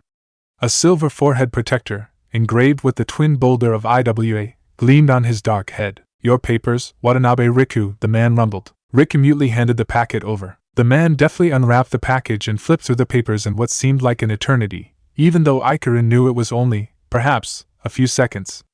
The man finally grunted and carelessly rewrapped the bundle, handing it over to Riku. You may wait inside the post while we draw up your paperwork and find a guide for you. Riku bowed and Ikura followed suit, giving Ryu a warning look to mind his manners before he did so. Thank you, Shinobi-san. We are in your debt. When Ikura looked up from the ground, the shinobi was gone. The only thing that marked his presence was the slight ripple of dirt where he had stood, but even that too faded away after a few minutes. Wow, Ryu breathed out shakily. Yeah, Ikura agreed, feeling just as nervous as Ryu looked. Shinobi, Riku muttered, shaking his head and handed the oilcloth back to Ikura. Pack this safe, cuz. Ikura took it back obediently and tucked it back into the satchel, swinging it over his shoulder when he was done. We can put Jean and the wagon over behind that clump of rocks. They should be safe enough there. Raya looked at him, incredulous. No one's going to steal them? Child, no one's fool enough to steal from an IWA outpost, Kenichi said, his voice quiet. Stealing is a serious offense, punishable by death. So don't you worry none, baby cuz, Riku said breezily, clapping Raya's shoulders heartily. It's real cute when you get all worried though. Oh, shut up Riku, Raya mumbled, the tips of his ears burning a little. Don't we have to go inside anyway? Inside turned out to be a dubious-looking cavern in the side of the rock canyon, so gloomy and dank-looking that even the sunlight seemed afraid to enter its depths. Are you sure about this? Ikura asked, raising a dark eyebrow skeptically. Just trust me on this, Riku said lightly, but it sounded a little forced to his ears. Holding his breath, Ikura walked into the dark cave and into light. It was like passing through a sheet of freezing cold water. He shuddered for one long moment, and when he opened his eyes, he had entered an entirely different world. Instead of a dark cave, he had entered the inside of a castle from the storybooks. The walls were lined with gleaming crystal rocks that glowed in eerie luminescent color, giving everything a strange green cast. He looked up and saw strange designs mark the domed ceiling, swirling around massive chunks of stone shot through with light. Ikura couldn't help gripping the strap on his shoulder a little harder. Can I help you? In front of them, a ninja writing in a fat book looked up from his work table, his dark face ghoulish in the strange light. Behind him, a huge wall rose up from the ground and all the way up to the domed ceiling, sealing the secrets of the shinobi behind stone that looked to be as thick as a rich man's waist. Watanabe Textiles, Riku began, but the ninja waved his hand and cut him off. Oh yeah, Masashi mentioned you guys. Alright, have a seat, we'll have your papers done soon enough. He returned back to scribbling in his book and Riku turned around, shrugging a little. They shuffled towards the benches lining one wall of the cavern. The seats looked like they were grown from the ground in the wall, worn smooth by countless bottoms over the years. Raya swung himself down, Kenichi at his side and Riku at his other. Ikura remained standing, looking far beyond the ninja at the desk and the huge stone walls that he was guarding. Nisan, what are you? Ikura shrugged a little and the strap slid on his shoulder. I have to go to the bathroom, he said, and the need in him grew so much he knew that if he didn't go to the bathroom now, there was a terrible chance he might just explode from an overly full bladder. Geez, couldn't you have taken care of it outside? In the strange light, Raya's look of disgust looked kind of like one of the demon masks they sold at festivals. They probably have plumbing, Ikuru pointed out. Running water. Soap. Flushing toilets. Ikura missed civilization. Anyway, it can't hurt to ask. Your neck, Riku said, flicking his dark hair out of his eyes with a toss of his head. Well, guess I'll just tell Uncle Jiro that Ryo'll be the one inheriting instead. Not funny. Ikura punched Riku's shoulder, probably a little harder than he should have, but the jerk deserved it. He made his way back to the desk, heart thumping in his chest and the opportunity of using a bathroom hovering right behind those stone walls. Excuse me, Shinobi-san? What is it? The man didn't bother to look up from his work. Would it be possible, if I could use your bathroom? The man put down his pen and raised an eyebrow. You want to use our bathroom? Ikura nodded, heart in his throat. Running water, he croaked. We've been traveling for weeks, and if you would be so kind, Shinobi-san. The man sighed. Damned civilians, he muttered and dug through one of the drawers in the desk, fishing out a stained and crumpled-looking piece of paper with some beautiful calligraphy on it. Person where? Ikura could barely make heads or tails of the writing on it. Bag, the ninja demanded, and Ikura obediently handed over the leather satchel. The ninja opened it up and carelessly rifled through the contents. Ikura tried not to wince when he saw how rudely the man handled their travel papers and the packet of dried persimmons Mother had packed for the journey. All right, your bag's clean, he grunted. Now, give me your arm. Swallowing, Ikura hesitantly bared his arm and held it over to the shinobi, who slapped the paper onto his skin. It burned like a hot coal and Ikura gasped, bluish-white dots sparking at the edges of his vision. Pansy ass, the man snorted. The pain slowly subsided and the characters on the seal were now burned onto his forearm, the edges of the black marks glowing a soft, faint blue. You go anywhere you're not supposed to. I'll know, the man growled, making the hairs on the back of Ikura's neck slowly rise. Yes, sir, he gasped. Suddenly, the prospect of using the bathroom didn't seem as thrilling as before. The man pushed his chair back and stood up, knees audibly popping as he did so. He did something strange with his fingers and suddenly a small door appeared in the wall behind the desk, a doorknob slowly molding itself into shape. Straight down the hallway, make a right and it'll be the second door on your left. Straight there and back, and if you go anywhere else. The man jerked his head at Raya and Riku, who were the conversation watching with wide eyes. Understand? Yes, Ikura said and nodded furiously. Good. The man settled back down into his chair, picked up his pen and began writing in his mysterious book again. Ikura quickly swiped his bag off the table and skirted around it, heading for the door in the wall. The doorknob felt cold to the touch.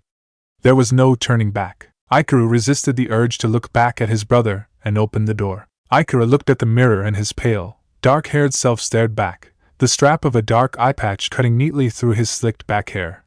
With trembling fingers he raised the patch up and pulled it off his head, setting it down on the edge of the sink with trembling fingers. A scar cut through his left eyelid and a good inch into his cheek. It was cold to the touch. Ikuru opened his left eye and watched as the eye of a demon came to life in his reflection. I am Hitaki Kakashi. The tomo of the eye swirled furiously, until the pinwheel of dark blots became a circle of black ringing his pupil. Kai, he whispered, and the illusion shattered. Kakashi staggered towards the toilet and retched violently, falling clumsily onto his knees.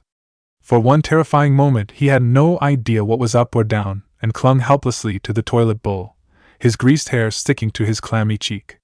The only certainty in his life was the constant wave of nausea racking his stomach. In what seemed like an eternity, reality slowly fell back into place, piece by piece. The dry heaves slowly stopped, and Kakashi wiped his mouth with the back of his hand, grimacing at the sharp taste of bile. Moving carefully, he reached out for the metal handle and pulled down, flushing away his sick. He hadn't expected the backlash to hit him quite so hard. Kakashi stood up carefully, letting tiny streams of chakra flood through his limbs and lend him strength to carefully walk over to the sink. He turned on the faucet and splashed his face with deliciously cool water, cupping it in his hands and greedily drinking it in. The entire week leading up to their stop here, he had worked extensively on his Liar's Palace, building up Watanabe Ikaru in a small corner of his mind, slowly putting together the eldest son of a middling-class merchant from a rural village in Lightning Country, protective older brother and heir to a business that had been passed down from father to son for generations. It was standard practice to build and maintain a cover in infiltration missions, but the Sharingan helped him take it a step further and briefly be the cover. The room where he had set aside for Watanabe became his illusory mind, and Kakashi had retreated into the far corner of himself, letting the cover play out by itself, only impressing vague suggestions and thoughts onto Ikaru's mind. With the Sharingan, the Liar's Palace became more than a defense mechanism for a spy and an illusion so complete that he forgot who he was. Needless to say, it was also incredibly dangerous and possibly could labeled as a kinjutsu, if Kakashi ever got around to writing it all down and submitting it to the Hokage for review. 6 hours hiding in the Liar's Palace and Kakashi had nearly collapsed in the bathroom. The backlash was so severe. The sooner they reached IWA, the better. Kakashi wiped his face dry with the edge of his rough cotton shirt. Crouching down on the ground, he rummaged through the satchel and pulled out a thin bamboo tube. With a twist of his wrist he uncapped it, revealing several thin writing brushes and a vial of ink. A traveling writing case, suitable for any man on the road. Kakashi pulled out a hair-thin brush and uncapped the vial of ink, sniffing at the potent mix of blood and chakra-infused charcoal ink. Carefully, he dipped the brush and set about adding slight modifications to his forearm seal. The original was slipshod work, and it made Kakashi almost ashamed to have it be seen on him. The tiny modifications he was adding released a false tracking signal to the master map the guardsman had inlaid on the desk, fading away into his skin after 10 minutes. More than enough time to get a little intel on IWA and, if he was lucky, their target. Kakashi summoned strength for a simple genjutsu, one that allowed him to blend into the shadows and wrap the satchel tightly around his hips, using the strap as a makeshift belt. Quietly, he slipped out of the bathroom and melted away into the darkness. "Nisan, are you alright? You look a little sick." Ikaru rubbed the back of his neck, slick with styling grease from his hair. "I'm fine. I think it's just the air in here that's getting to me." Raya looked up at him with suspicious eyes. "You were in there for an awfully long time, you know." "Nature's call," Ikaru said, fiddling a little with the strap on his shoulder. "Why are you talking so much anyway? Little children should be seen, not heard." "Worst older brother. Knock it off, you two." Riku sauntered over to the two of them, followed by a battered-looking ninja dressed in dark cargo pants, a dirty brown vest and a crimson shirt with a single sleeve, just like the ninja they had met in the Rock Canyon. "Try and act your ages. We've got important company. This here is Sabu, he'll be our guide to a Wagakure." Ikaru's back instantly straightened and he bowed deeply, palms in front of his chest like his mother had taught him. "It's a pleasure to meet you, Sabu-san. Thank you for graciously guiding us to the village." Raya followed a beat later, his greetings a quiet murmur. "Yeah, whatever," Sabu said, rolling his dark eyes. "Just keep out my way, no talking, no trying to discover the village's hidden secrets, etc., etc. We're only simple merchants," Ikaru smiled. "How could we ever hurt such a strong village of shinobi?" "A real featherbed," Riku sighed, sinking onto the mattress and shucking off his sandals. "Bless this village." Raya settled on the other side of the bed, trying not to look around everywhere and look like a country bumpkin. The entire building looked like a termite mound, something he had only ever seen pictures of in books, with small round windows and smooth curved walls that made the rooms seem more like burrows than real houses. There were 2 simple beds, a writing desk made of granite, and an old television in the corner of the room. "Even old man Iku has a better TV than that," Raya commented lightly, toeing the smooth floor with the tip of his sandal. "IWA might be one of the most powerful shinobi villages, but they don't have too many civilians in their village. They have to import a lot of the stuff that they can't make because they don't have enough people to, like TVs and ramen," Riku said, fluffing up his pillow and settling down on it with a content sigh. "It's expensive, so a lot of stuff they just keep using and reusing until they really need to buy 'em. And we're here to take advantage of that," Raya said slowly, putting together the pieces in his head. "And that's why father was so excited to have the contract from the village?" "Uncle Jiro beat out 15 other cloth merchants," Riku said, a touch smugly. "IWA has money from doing so many missions and they like to have contracts out with people for years and years. It cuts down the price when they buy in bulk and it fosters good relationships. Uncle Jiro won a 5-year one on the condition that we travel here every summer." Raya remembered the day father, and Jiro came back from their visit to the capital, clattering off the wagon and into the house in a rush of stamping feet and shouts. That night they had fresh tuna, and Ikura had brought back a new book on the 7 Wonders of Lightning Country. He was already reading it under the table while father said grace for the sumptuous evening meal. "We pull this off and we'll be set for life, little Ryu-chan," Rika said, reaching over from his side of the bed to ruffle Ryu's hair. Ryu yelped and tried to fend off the attack, but Riku was much bigger and stronger than him, his big arms circling around him. Ryu resigned himself to defeat. "Hey Ryu, Riku, can you come over to the bathroom for a second?" The pressure on his arms lifted and Ryu matched Riku's puzzled expression.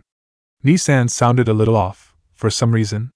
He slid off the bed, cousin Riku following him, and made his way over to the bathroom in the far corner of the room, a tiny sliver of light jutting out from the crack of the open door. "What is it, Nissan? Are you alright? Just come in for a second, both of you." Ikura's voice sounded different, rougher and much more tense. Had he hurt himself? Ryu swallowed and pushed open the door, half expecting to see his brother collapsed on the floor in a pool of blood. Instead, he met the eye of a demon, spinning lazily in his brother's face. "Kai," Ikura whispered, and Ryu's entire world fell apart. "What the goddamn fucking shit was that?" Genma croaked, wiping his mouth with the back of his sleeve. Kakashi handed him a canteen of water, which he accepted, hand shaking a little. "Genjutsu backlash," Kakashi said, watching the other man's Adam's apple bob as he greedily drank down the water. Tenzu was sitting on the tiled floor, leaning his head against wooden cabinet underneath the sink, brown hair plastered to his sweaty face. "Reida-san?" "Puking in the bathroom in the other room. I released him while you two were indisposed." "Indisposed?" Genma shot Kakashi a dirty look, setting down the empty canteen on the edge of the sink with an audible thunk. "Damn near killed me is what it did. The first time we did it, I just felt a little queasy, nothing too bad. This time," Genma shook his head, strands of hair falling out of the elegant plait hanging down his back. "This time, I thought I was gonna puke all my guts out. I warned you all that the full effects haven't been studied. I've never had it hold this long. Seems like the longer it takes, the harder it becomes to pull out your liar's palace." Kakashi shrugged, stuffing his hands in his pockets. It was something he'd come up with while practicing with Obito's eye during the end of the war and later developed while mucking around with Mangekyo after Team 7 had split. The longest he'd ever had to use it before was an hour, maybe 2, in order to infiltrate castles and mansions on the occasional mission. Never for something this complex and dangerous. "It got the job done," Tenzu said quietly from his place on the floor, his voice harsh and raspy. "We're in Iwagakure now." Kakashi hunched his shoulders over and desperately wished that he had a mask back to hide his face. "I'll go check on Reidu," he said, and walked out of the bathroom. The door to the adjoining room was only a feet over, but it seemed to take an eternity. They were in IWA now. Kakashi touched Obito's eye, which throbbing angrily, sharp spikes of pain lancing through his head. The first thing he had ever seen with this eye was Obito's half-crushed face, his eye socket hollow and bloody. Kakashi pulled open the door and met Reidu face to face, the other man's hand reaching out for the doorknob. "Good timing, Chief," Reidu said, and Kakashi stepped to the side, letting him pass through the doorway and into the room. "How are you feeling?" "Like I got punched by Tsunade after getting caught peeping on the ladies," Reidu said, shutting the door closed behind him and locking it with a twist of his fingers. "You, fine," Kakashi said. Reidu raised an eyebrow but didn't make any comment on Kakashi's health, which he was grudgingly grateful for. "I'll go check on Genma and the rookie. Sounds like they didn't have too good of a time of it." Kakashi cocked an ear, Genma's faint curses floating from behind the closed bathroom door and into the main room. The corner of his mouth tugged up. "Get the two of them here, we're having a meeting in 5. Reidu saluted, 2 fingers to his temple. "Aye, Captain Boss Man," he said. Kakashi nodded back and moved over to the satchel he'd left on the writing desk, digging through it deftly and pulling out the writing case and the packet of persimmons wrapped in oilcloth and stamped with the mark of Hanajiro Grocers. He untied it to reveal a bundle of tightly wrapped chakra-imbued scrolls. He unrolled one on the table, uncapped the writing case, and opened Obito's eye. The first man he'd ever killed with it was an IWA Nin. With swift, even strokes, Kakashi drew out the sprawling map imprinted onto his brain, the image flowing down smoothly from his mind, down his arm and onto the scroll. The last mission Father went on was in IWA. A few seconds later, he closed Obito's eye and looked down at the detailed map sprawled all over the scroll, the bloody red shimmer of the ink fading away to a normal black. "It never gets old, seeing that," Reidu said over Kakashi's shoulder. "I'm a one-trick pony," Kakashi said, and drew a tiny vial of sand from the writing case and sprinkled it lightly over the drying ink. The chakra-enhanced sand glowed a bright blue for a brief second and then faded. Kakashi carefully gathered up the scroll and poured the sand back into the vial. Enjoyed the show, sir? Are you ready? His breath was hot against the back of neck. Kakashi fought the urge to grab the kunai hidden in the sole of his sandal. Are you sure you're alright? Kakashi was quiet for a long moment. Not really, he said. But neither are you. Yeah, Raider breathed out. Yeah, Danzo knew what he was doing, sending us here. 3 veterans of the Third Shinobi War. 3 veterans that had grown up in the shadow of war, taught to hate and fear IWA. 3 veterans who had lost family and friends to a Wagakure. Danzo was very, very clever. Kakashi rolled up the scroll and turned around, moving the minute Raidu obligingly stepped out of the way. Genma and Tenzo scowled up at him from the floor, huddled in some blankets and sheets they had scrounged out of the linen closet. It looked even sillier considering the fact that they were sitting seiza, knees on the ground, hands clasped on their thighs. Kakashi settled himself down on the floor, cross-legged, and unrolled the map on the ground. I managed to look through the files in the outpost, and caught a look at some of the maps and files they have there. Kakashi pointed at the section labeled GU Ward with his index finger, right where the main street cut it into a neat half. That's where we are right now. Ah, the good old bathroom trick, Genma said with forced cheer. So that's what you were doing at the outpost. Kakashi started to smile and stopped, caught off balance by the absence of his face mask sliding against his skin. Without it, he'd have to be more careful about guarding his emotions. This here is the Tsuchikuji Tower, the armory, the mission control center. Kakashi pointed at the center of the map, all clustered in the section clearly labeled KO Ward. And here's the main market we're setting up our stall in for the next 2 weeks. Kakashi pointed at KYU Ward, just a few streets over from the tower. We have 4 weeks to accomplish our mission, Kakashi said, making eye contact with each member of his team. The target must be eliminated by that time, since our merchant permits expire at that point. Is he even in the village? Raidu asked, rocking on the balls of his feet next to Genma's huddled form. We made it all the way here, but he could be out of the village on a long term for all we know. Oh, he's here, Kakashi said and smiled thinly. When I was the outpost, I checked their logs and saw that Gari had been passing by with a team of genin. They were on a quick escort mission from the village to the border, just a few days ago. A Jounin-sensei? We'll have to make sure the kids don't get in the way, Genma said, fingers wrapped tightly in the edge of a bedsheet. There'll be loose ends. Kakashi nodded sharply and tried not to think of his own kids waiting back home. For the first week, we're just going to be collecting intelligence. Set up the stall in the market, make contacts, interact with the locals. Figure out his pattern with his team, where he eats, where he sleeps. This is his home turf, he'll be comfortable here. He's going to make mistakes. We need to capitalize on that. No more genjutsu, Tenzo put in quietly, the shadows under his eyes a bruised purple. We needed it to get here, but no more. We can accomplish the mission without it. Kakashi considered Tenzo's tiny form across from him, all bundled up in white sheets, nothing but a tiny wisp of a face and big brown eyes. I'll take it under consideration, he said and ignored how his throat tightened when Tenzo nodded back silently. Never thought I'd ever be this close to IWA after the end of the war, Genma said, tugging at a loose thread in his thick blanket. 7 years, huh? Seems just like yesterday. I don't have to remind everyone that personal motives are not allowed to interfere with the parameters of the mission, do I? Kakashi asked, looking Genma intently in the eyes. Of course not, Captain, Raidu said smoothly and thumped Genma's back heartily. Genma's just being a nostalgic dick. Yeah, just old Genma being crotchety as usual. Don't mind me, sir. Genma's smile didn't quite reach his eyes, a strange caricature of his normally easygoing expression. Kakashi took what he could get and ignored the stink of deceit emanating from his subordinates. I'll take first watch, everyone else get some rest while you can. It's going to be a long month. Fugaku shuffled his notes on the budget for the police force, giving Aburame an absent nod as the other clan head passed by his seat. Danzo was probably going to argue over the operating budget for the force again, dragging out the most minute details into an agony of discussion so mundane that Fugaku's temples were throbbing already in anticipation. Every week he met with the council and every week he poured rice wine to honor his ancestors and begged them to strike the old wart with lightning. There was a quiet rush of scraping chairs as everyone settled into their respective seats, the Hokage at the head of the long rectangular table, flanked by his advisors Koharu and Hamura. We shall now begin the 2562nd session of the meeting of the Great Council of Konohagakure. Hokage-sama intoned solemnly and Fugaku withheld a sigh.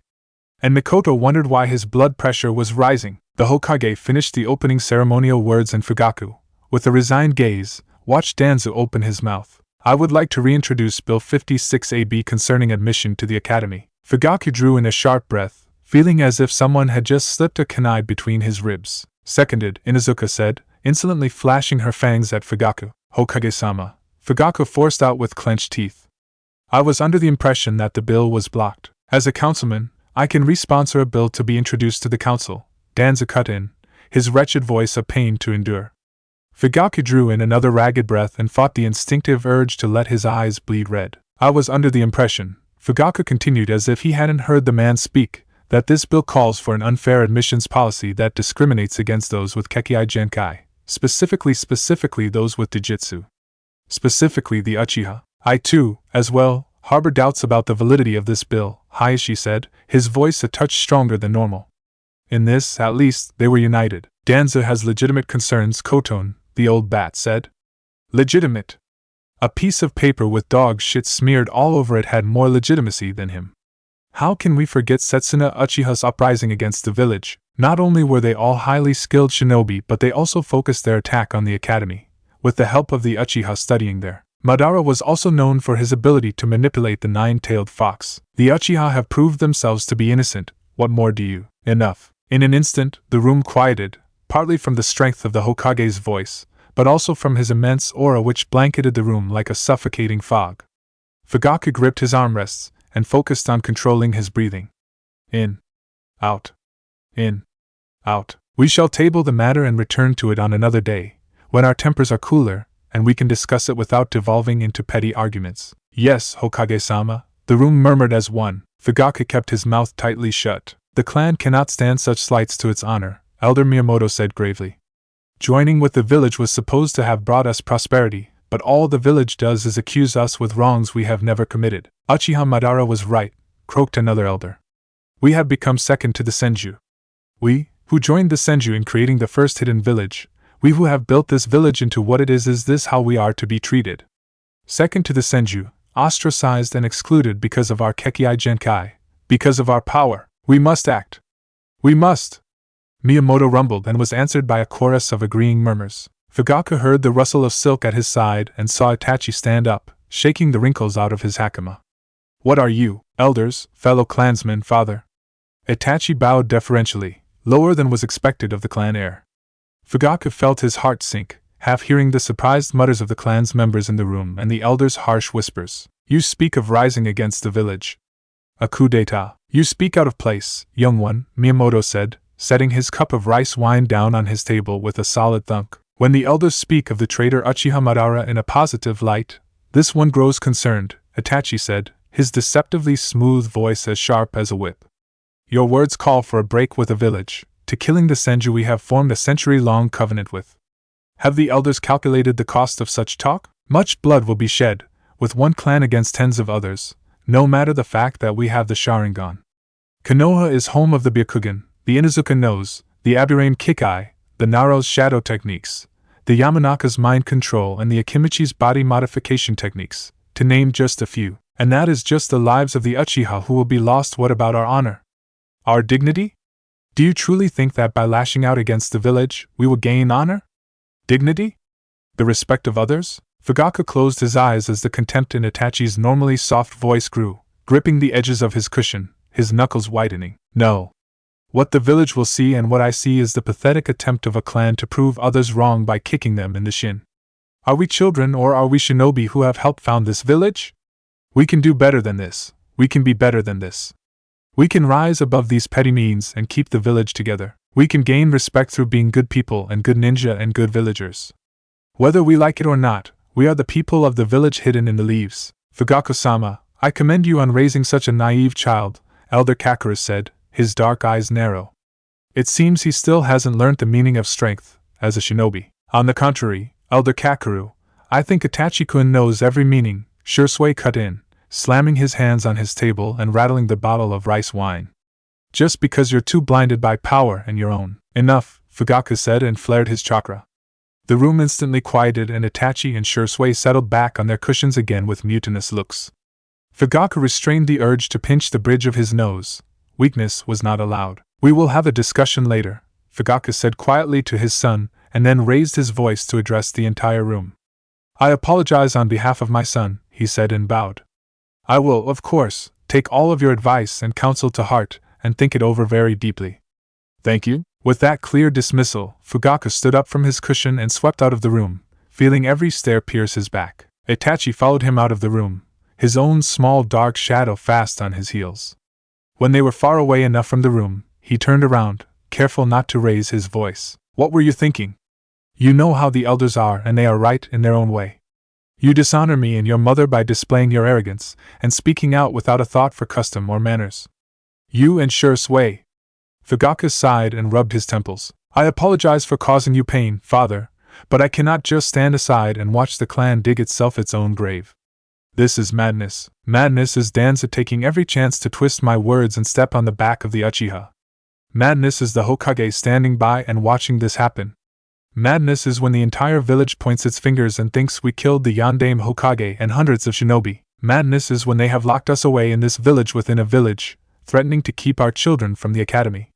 What am I supposed to do, Itachi? Stand aside and watch my people suffer? Fugaku drew in a ragged breath and clenched his right hand into a tight fist, holding it over his heart. I am trying to make life better for you and Sasuke, so that when you two grow older and take my place, this will all just be a memory in the past. Listen to the elders and their wisdom, Itachi. Please. If Itachi heard his silent plea, he gave no sign of it. Instead, his beloved son, his best and brightest and his heir, bowed. Yes, father. Fugaku wondered why it felt like his own heart was breaking. The situation grows dangerous, Danzo mused, his voice echoing in the dank underground air. As expected, Hotaki has left the country, sir. Danzo looked down at the kneeling figure below him and tapped his cane of the ground. Good. As strong as he is predictable. A pity, he could have been as great as Tsukumo at his peak. Still, he should have known better than to meddle where he isn't wanted. Yes, sir. Reports from the Uchiha compound have also arrived. It seems the situation is accelerating. They've always been the impatient sort. Enact Executive Order Dark Horse, as planned. It's time we dealt with this nuisance to the village. Yes, sir. And about the heir, should we dash? Danzo walked over to the Spartan wooden desk and chair in the corner of the room, occupied only by a single metal lamp and a manila folder. I'm told that Hotaki is the one to nominate him for service? Yes, sir. I have no use for fools like that. After this mission is fulfilled, I have another infiltration mission for you. A Wadikure this time. Danzo picked up the manila folder on the desk and handed it over to the kneeling figure. I trust you'll do well, Kabuto? To the best of my ability, Danzo-sama. Kabuto bowed, his glasses gleaming from reflected light. Good. Travel safely. Danzo turned off the lamplight, and the room plunged into darkness. Chapter 8. Sasuke had only ever seen the Hokage 3 times in his life. Once, at Cousin Keiko's entrance ceremony for the academy, and the Hokage had sat in his great big chair, his craggy face smiling down at Keiko and her yearmates. Once, when Sasuke was very, very small and father had brought both him and Itachi to the tower to deliver the paperwork that officially instated Aniki as the Uchiha heir. Once, at the annual memorial in the fall, when father had finally deemed Sasuke old enough to sit with the members and listen to the Hokage read aloud the names of the dead. When he saw the swirling robes of crimson and white glide past the gates of the compound for the 4th time of his life, Sasuke gasped in surprise. The Hokage was so short. Aniki tugged gently at Sasuke's hand. Bow, Itachi said in a low voice, and Sasuke bowed, heart hammering away in his chest. The Hokage! In the compound! His thoughts chased themselves round and round inside his head like a dog chasing its tail. Sasuke snuck a glance carefully and saw, with an excited leap of his heart, a flash of bone-white mask and silver arm guards. Umbu! Sasuke squeezed Itachi's hand tightly, hoping that he wouldn't hear how loudly his heart was pounding. You must be Fugaku's boys, yes? Itachi bowed even deeper, his hand tugging Sasuke down. Yes, Hokage-sama. You must have grown an inch since I last saw you, Uchiha-kun. And this must be Sasuke, your younger brother? Sasuke straightened up at the sound of his name. Hokage-sama, he said in his politest voice, like Aunt Riko had taught him, and bowed again. The Hokage caught his chin with a gentle hand, and Sasuke felt rough calluses slide against his skin. You have your mother's eyes, the Hokage said, in his deep rumlai voice. His face was very old and solemn, brown like a raisin left too long in the sun, and twice as wrinkled. Thank you, Sasuke mumbled, unsure how to deal with the fact that the Hokage told him he had girl eyes. White flashed against dark skin as the Hokage laughed, deep and round and rough with smoke. And your father's spirit? I see the best of the Uchiha clan in you, Uchiha Sasuke. Sasuke pressed against Itachi's leg, the gentle strength of Aniki's hand giving him courage. Thank you, Hokage-sama, he said again and smiled, forgetting that he had lost 2 teeth that morning and his subsequent vow to remain grim-faced and solemn until they grew back. We are most grateful for your presence, Hokage-sama, Itachi cut in smoothly, inclining his head again. If you require any aid while in the compound, as a matter of fact, I'm here to see Uzumaki Naruto, the Hokage said. I've been informed that Kakashi entrusted his care to your family, Uchiha-kun. Sasuke scrunched his nose, trying to think why the Hokage would want to see Naruto, and then guiltily remembered how they'd accidentally on purpose covered the temple laundry in exploding ink tags. It was only a little bit of laundry, and there was no way the temple monks would have told the Hokage. Would they? He's not in any trouble, the Hokage continued, and Sasuke froze, trying very hard to make it seem like he wasn't trying to hide behind Aniki's leg. But I confess to missing our weekly engagements. Naruto-kun's helping mother with the housework today, Itachi said with a quiet smile, carefully maneuvering his feet so that Sasuke was now standing side by side with Itachi again, instead of behind. If you would like, Hokage-sama, I could escort you. Sasuke, you remember the way to Aunt Riko's home? Sasuke bit back a frown and crossed his arms over his chest, forgetting that one hand was still holding on to Itachi, so it was only his right arm that crossed his chest. I go there all the time all by myself when you're not here, he said scornfully. I'm almost 7, you know. I know, Itachi said, and the Hokage gave Itachi one of those looks that grown-ups always gave each other when they thought he wasn't looking. You tell me so every day. Sasuke squirmed and pulled his hand free, rubbing the sticky sweat on his trouser leg. I have to go to lessons, Sasuke said very seriously. So go help the Hokage, Aniki. He peered up at the craggy face, careful not to make direct eye contact, and marveled at the great big hat the Hokage wore, big enough that it cast a shadow large enough to swallow Sasuke's feet. I would be very grateful for your help, Uchiha-kun, the Hokage said, inclining his head at the two of them. And I thank you, Sasuke, for lending me the use of your brother today. Aniki's the best, Sasuke nodded knowingly. You'll be very safe, Hokage-sama. That's enough, Sasuke, Itachi said, fingers snaking out viper quick and poking Sasuke right in the forehead. Didn't you say you had somewhere else to be? Sasuke hissed and swiped at Aniki's hand, just a few seconds too late. I'll come back at 3 to pick you up, so I'd better hear good things from Riko-san. Sasuke made a face at Itachi and sketched out a quick respectful bow to the Hokage before running away just in time to dodge another stupid forehead poke. See you later, Ani dash! He shouted, waving backwards, and ran towards the rising sun. He saw the Hokage.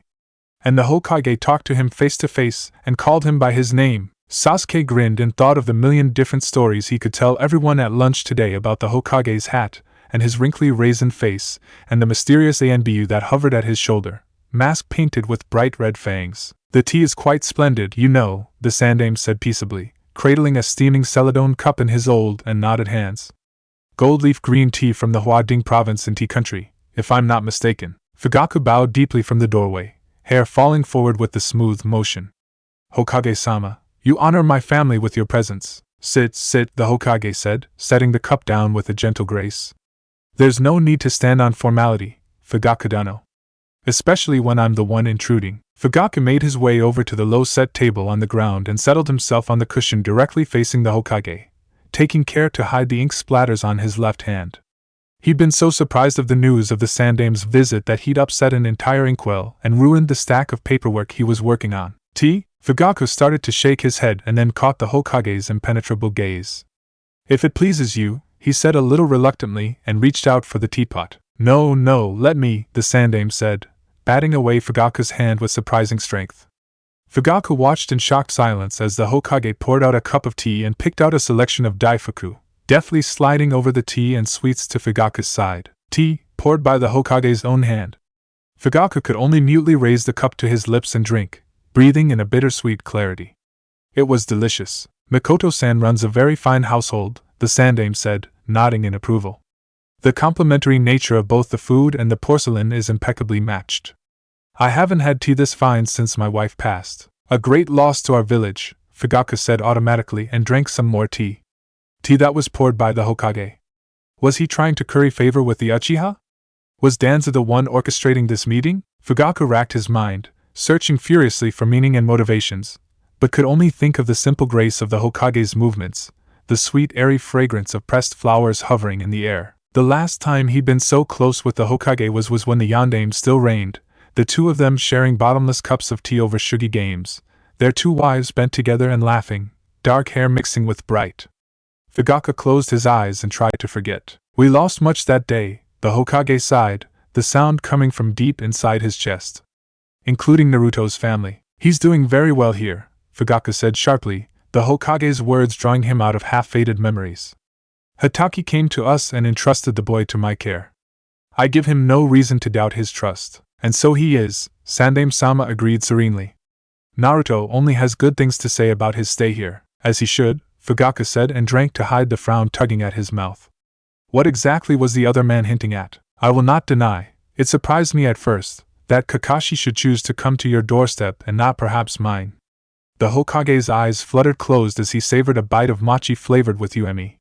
But I begin to see his reasoning now. The Hokage's eyes opened and Fugaku was caught blindsided by the immense sorrow in those hidden depths, still clear and bright after nearly a century of life. I am old and unfit for my post, Fugaku, the Sandaime said, his voice growing rougher. More suited to dandling grandchildren on my knee than overseeing this village, and I have used my exhaustion and age as an excuse to close my eyes to the growing disquiet. Sandaime-sama, the Hokage shook his head, hat tipping to the side with the violent motion. Things are changing, even more rapidly than I can guess, and I have been blind to it all. Willfully, perhaps. But blind all the same. Kakashi's recent actions have shed light on well. The Hokage's mouth twisted harshly. I trust you share some of my anxieties about Councilman Danzo. Fugaku's grip tightened on his teacup, heat burning a blazing brand onto his palm. Some, he echoed, face carefully kept blank. He grows ever more bold and dangerous, the Hokage said slowly, clasping his hands together with a sharp hum of chakra. And I cannot even begin to fathom the depths of his machinations. The Hokage raised his keen gaze, dark eyes peering at Fugaku's own. Fugaku tore his eyes away and looked down sightlessly at the cup in his hands. The slight tremor in his fingers betrayed itself in the rippling surface of the tea. Why now? He asked hoarsely. He thought of Bill 56 AB, of Elder Miyamoto and Itachi's grave face. He thought of his wife and little Sasuke, swept up by the tides of pride and war. I have heard of some disturbing rumors, Fugaku-dano, the Hokage said, the tips of his fingers pressed together, tea now entirely abandoned. The Uchiha would never, Fugaku began harshly, looking up and again was struck by the deep compassion he saw. He cleared his throat. It is thinking like that which drives us even farther from the village. From the village or from your seat in the council? The Hokage asked gently. From the hearts of the people or from power and respect? Fugaku gave him a startled look. It's true, power alienates. People fear what they cannot comprehend, what frightens them. Danzo is both frightened of and lusts for the power the Uchiha hold in their hands, in the history that permeates this clan. He is loyal to Konoha and Konoha only. To him, the Uchiha represent the greatest threat to harm the village and the greatest weapon to protect it. The Hokage gave Fugaku a wry smile, marking instantly the quick flash of surprise that he felt. Know thy enemy as thou knowest thyself, the Sandaime quoted, referencing the work of a war philosopher from the land of iron some 100 years past. I have tried, a little, to understand my old friend and enemy. The Hokage shook his head. And so I am here, trying to understand one of the clans of my village. Tell me, Fugaku, for it is my understanding that the Sharingan can see a bit of the future. What do you see in the future should it continue down this path? Fugaku swallowed, remembering the bloodthirst that rose in the hearts of his fellow clansmen, Itachi's face, eyes bleeding red and black, and Miyamoto's wizened face lined with grief, only son lost to the third great shinobi war. I fear there is no turning back, he said, head bowed. There is always hope. A hand reached out, the skin wrinkled and threaded with thick, dark blue veins. Will you not take my hand, Fugaku-dano? Fugaku held his breath, blood pounding away in his ears and chakra flooding the familiar channels threading his eyes, Sharingan a dull pulsing ache that begged to be freed. For a moment, just the span of a heartbeat, he let his eyes bleed into red, Tomo swirling as he saw the lines of future laid out before him. The Sandaime's hand, so old and shaking in reality, shone like a burning blaze, lit by a chakra so bright that it brought tears to his eyes. He saw the possibility of his own hand reaching out, read the faint tension in his muscles and saw his hand taking the Hokage's. He saw his hand staying quiescent at his side and the Hokage's drawing away, the old man's arm betraying the tiny quivers of weakness, of doubt, of fear as he held out his hand and hoped that Fugaku would meet it. He saw his hand reaching out and slapping the Hokage's away, read the chakra building up in his hand almost before he thought it, saw the Hokage bracing himself in the way his shoulders tensed, the way the chakra heartfire in his chest flickered and waved. With a shuddering gasp, Fugaku forced the chakra out of his eyes and the future melted away, leaving only the ever-uncertainty of the present and a decision to be made. Sandaime-sama. Fugaku bowed and clasped forearms with the Hokage, man to a man, as one would greet a fellow warrior. Fugaku-dano, the Sandaime greeted in return, his grip firm and sure. There was a flutter of paper as the Hokage withdrew his hand and Fugaku found himself gripping a sheaf of papers, rolled up and tied with a ribbon bearing the Hokage's personal seal. What dash? A beginning, the Sandaime said, looking pleased while mysteriously pulling his smoking pipe out of a luminous sleeve. You don't mind if I? No, of course not, Fugaku said blankly as he unrolled the papers and an outline of a bill. Several bills came into view. Plans of opening the Uchiha district to petitioning civilians, of opening the police force to include non-Uchiha, plans to hold exhibition matches between the Senju and Uchiha and festivals honoring the founding of the village, plans to incorporate a new academy structure that marked entrance through merit, and allowed no family name or special ability to help or hinder a student's application, opening the police force. Fugaku had long since abandoned the idea of dignity, and scrubbed a hand through his hair. Sandaime-sama, you cannot be serious. And opening the district the elders, compromise, the Hokage said firmly, lighting his pipe with a snap of his fingers. We have to start somewhere, young one. He breathed out a long stream of smoke, chakra breath shaping it into fantastic beasts from legend. A dragon coiled around the stem of the pipes, curves undulating with power, before fading away into the air. In exchange, I will take the academy bill off the table permanently. Fugaku blinked. How? The Hokage smiled grimly. I have a little power to me left. It should be enough to calm your elders and to set the rest of these in motion. Fugaku held the papers tightly in hand, fragile rice paper starting to tear and crumple in his trembling grasp. I beg a little time to think about all of this, Hokage-sama. Decide quickly, the Sandaime said, dark eyes thoughtful. We do not have much time left at our disposal before Danzo's next act. Fugaku held his breath and silenced the quiet, insidious voice in the back of his head that wondered if in fact they weren't too late after all. Heroki clattered down the stairs winding around the small, two-story house, door slamming shut behind him.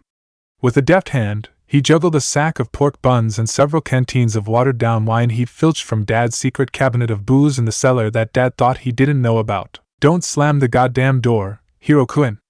His mother roared from inside the house and Heroki could almost see the mop she wielded in her hands like the Naginata she went to war with nearly 15 years ago, before she had him and Minako-Nizan and married Dad 3 months pregnant with little Kenji-chan. I didn't slam it, Heroki bellowed back, sturdy ninja sandals slapping against stone steps. Are you getting fresh with me, boy? The walls shivered as Hiroki's mother shouted, her voice echoing with power. Never, Heroki shouted back and vaulted down the last few stairs, stone molding and rippling where he landed with a cheerful grin. I'll be back in time for dinner. The weatherman had forecast a bright day, with a clean kind of heat that cut to the bone and killed the unprepared. Just another summer day in IWA. Heroki tied the canteens to his belt and slung the pork buns over his shoulder, whistling and waving at the occasional neighbor he passed by. He was tall for his age, growth spurt well underway with none of the lean awkwardness that marked so many other boys. He was built like his mother, as solid as an earth wall, and had the quick grin of his father, who wielded an ink brush just as well as his wife did a knife. It was only a few minutes before he entered the market square, and he brightened, hailing Raya with a wild whoop. Where's my book-bound idiot of a friend? Raya popped his head out of the Watanabe tent pitched in the corner of the market square, dark eyes brightening as he caught sight of Hiroki's face. The silk scarves draped over the entrance of the tent fluttered as Raya waved his arm enthusiastically. Takahashi, Heroki cut across the square, more of a wobbly egg-shaped circle, but everyone called it the square, so the square it was, in 3 easy strides, and pounded Raya on the back enthusiastically, canteens thumping solidly against his hip. Ryu, you sneaky conniving little bastard. Are the rumors true that you made out with the hedge witch's girl? Ryu wheezed, waving his hands up in surrender. You're gonna break me in half, Takahashi. Heroki rubbed the back of his sheepishly. Sometimes he forgot that Raya was actually a civilian instead of a ninja like him. But Raya looked well enough, if a little bruised and winded. Well? He demanded. Did you? Raya flushed a deep red and ducked back into the tent. Heroki followed him, bowing once in front of the entrance and to the two-faced profile of a god hanging from a peg driven into a tent pole. Raya had explained that he was a minor god back home in Lightning Country, who guarded all entrances and exits, whose two heads looked to both the future and the past. Heroki figured that it couldn't help honoring a god, even a foreign one, and always paid his respects when visiting his friend. The tent was larger than expected, wide and long and airy, light filtering through the strong canvas and illuminating the wondrous fabrics hanging from the walls. Silk, muslin, cotton, taffeta, cambric, even a bolt of silk patterned with chakra fire. Raya's cousin, Rikusan, had explained that it was made by highly skilled weavers trained to use their chakra, weaving chakra strings in with silk to create a hidden pattern that could only be revealed with a spark of chakra, illuminating the secret design for a single, heartbreaking instant. They traveled to the back, where a low table already sat ready with a steaming pot of tea and rice crackers, Raya's older brother Ikarin napping in one of the cushions with a book planted over his face. Once they were properly settled in, Heroki unslung the sack from his shoulder and handed it off to Ryu, who nodded appreciatively. The canteens of wine, he casually slid under the table. Booze, Heroki thought, was best enjoyed with an air of secrecy. Well, Ryu busied himself with pouring out the tea, cheeks still a dull red. I just walked her home, he muttered. It was late and she was all alone, so his shoulder jerked awkwardly, and he nearly spilled boiling hot tea all over his lap. Ryu was 2 years his elder, but he was quiet and a little awkward, always caught up in his books or stoically putting up with Ikara's teasing. Heroki laughed, delighted with Ryu's good fortune. She kissed you? Just on the cheek. Ryu ducked his head, but Heroki could see the small flicker of a smile that Ryu tried to hide. You sly fox. Heroki grinned and bit into a pork bun with the hunger of a 14-year-old boy's appetite. You've only been mooning after her all bleeding month. I haven't, Ryu protested, digging into the pork buns after a brief prayer to his gods. She's hot, Heroki nodded sagely. And with a rack to make even the legendary sucker look tiny, Ryu flushed even brighter. Takahashi Heroki. I was going to say she was nice, he said a little stiffly. She is very nice, Heroki winked, blowing on his fourth pork bun. Very nice. Everything you say about her is going to be useless and crass, so I'm going to ignore you, Ryu said, making the stern scary face that had frightened all the little children in the market square, and one of them had to be taken home to change his pants for clean ones. Sure, Heroki said unfazed. You still up for the trip to the stone forest? I want that pair of gloves. You're wagering that it doesn't exist. Ryu's face tightened and he looked down at his cup of tea, steam slowly rising from the cup. Heroki hadn't the faintest idea how the Watanabes could tolerate tea like that in this sort of weather, but that was lightning folk for you. They were all a little touched in the head. We're leaving next week, Ryu said in a quiet voice. Our commission's almost up and it's time for us to go home. The half-chewed pork bun became dust in his mouth. But I thought you were applying for an extension, just a little more time. Ryu shook his head. It's been denied. We're leaving in a few days, after we finish up business and pack everything up. But Heroki swallowed, the food going down like a lump of stone. For all that they had only known each other for a few weeks, they were friends, close friends, if Heroki admitted it to himself. In between missions, they had talked and played, and Heroki had shown his friend the hidden secrets of the village, taking pride in the wonder in his friend's face. You'll come back next year, right? Ryu gave him a small smile. Yes, I think so. We always honor our contracts. Then it's settled, Heroki said firmly. We'll make the best of it before you go, and then you'll come back next year, and we'll see each other again. Next year, Ryu echoed and looked away, drinking that infernally hot tea. I don't have a mission until the day after tomorrow, Heroki said doggedly. We'll go see the stone forests, and get drunk and do all the things we planned to do, just all in a day, Ryu snorted. Do you want to kill us both with exhaustion? No, this is the best idea. Heroki jumped up, scattering his plate of food onto the ground, and nearly banged his head on an overhead tent pole. I'm a ninja, I won't get tired, and I can carry you on my back. You're tiny and don't even weigh all that much. I just haven't had my growth spurt yet, Ryu said a little darkly. So you're up for it? Ryu gave him a long-suffering sigh. All right, we'll do it. But only if Rikukuin and Nissan allows for it. Of course I will, brat. Ikara's voice floated up lazily from the floor and Heroki flinched and sat back down immediately. He'd forgotten that Ryu's older brother was sleeping on the cushion in the corner, face still hidden by an open book splayed face down across his nose. Sorry, Nissan, Ryu mumbled. Did we wake you? Only a little bit, Ikara said, his voice drier than the heat outside. But to answer your previous question, yes, of course. With a rustle of silk, Ikaru rose up from the nest of cushions he had been resting in, dark hair rising up in messy spikes. Heroki could see why he used the gel if it normally looked like that. He still held the book up to his face, hiding his mouth and nose. Riku and I are more than capable of running a business without a 16-year-old brat's interference. Ni-san! Raya said indignantly and punched Ikara in the shoulder. Go have your fun, brat. Enjoy it while it lasts. Ikara tilted his head, one hand holding the book up, the other reaching out for a chopstick. With a quick flash, he had a pork bun pierced on one end before Heroki could blink. Don't you have training tomorrow? Raya asked, distracting Heroki. Nah, I can beg off for this, Heroki said casually, knowing that Gari-sensei would flay him alive and probably drag him by his balls, skinless, to his mother to face his true punishment. It was worth it, to have another day with his friend. It's settled then, Ikara said and put down the empty chopstick. He'd somehow made the pork bun disappear without ever moving the book, or even appearing to chew. You boys have your fun. He flopped back into his cushion, and went back to napping. Your brother's so weird, Heroki observed, not even bothering to lower his voice. He is, Raya said, scrubbing his nose, embarrassed. He's normally not so. Lightning country, Heroki shook his head. He caught the bells tolling in the distance and counted them, as automatic to him as breathing. 14 long deep tolls and 3 short ones. Heroki jumped up again. Oh shit, Gari-sensei's gonna kill me, I'm late for training. Raya grinned up at him. You better get going and save yourself. We have lots to do tomorrow. Shit, we'll meet at the cave tomorrow at 7 bells, alright? Sensei was going to make him do that stupid crane dance. Gah, he hated that stupid limb-contorting pain that Gari-sensei called exercise. More like torture. 7 bells, Raya nodded back. Go, Heroki went, leaving a trail of swirling dust in his wake. Tenza picked up the food scattered on the ground, brushed the dust off of them and set them back on the plate. He found the canteens and sniffed them with a wrinkled nose. Kenichi would want some of that, Kakashi said in a drowsy voice. You! Tenza hissed and picked his way over to Kakashi's body. You almost broke cover. The book and the chopstick and the hair.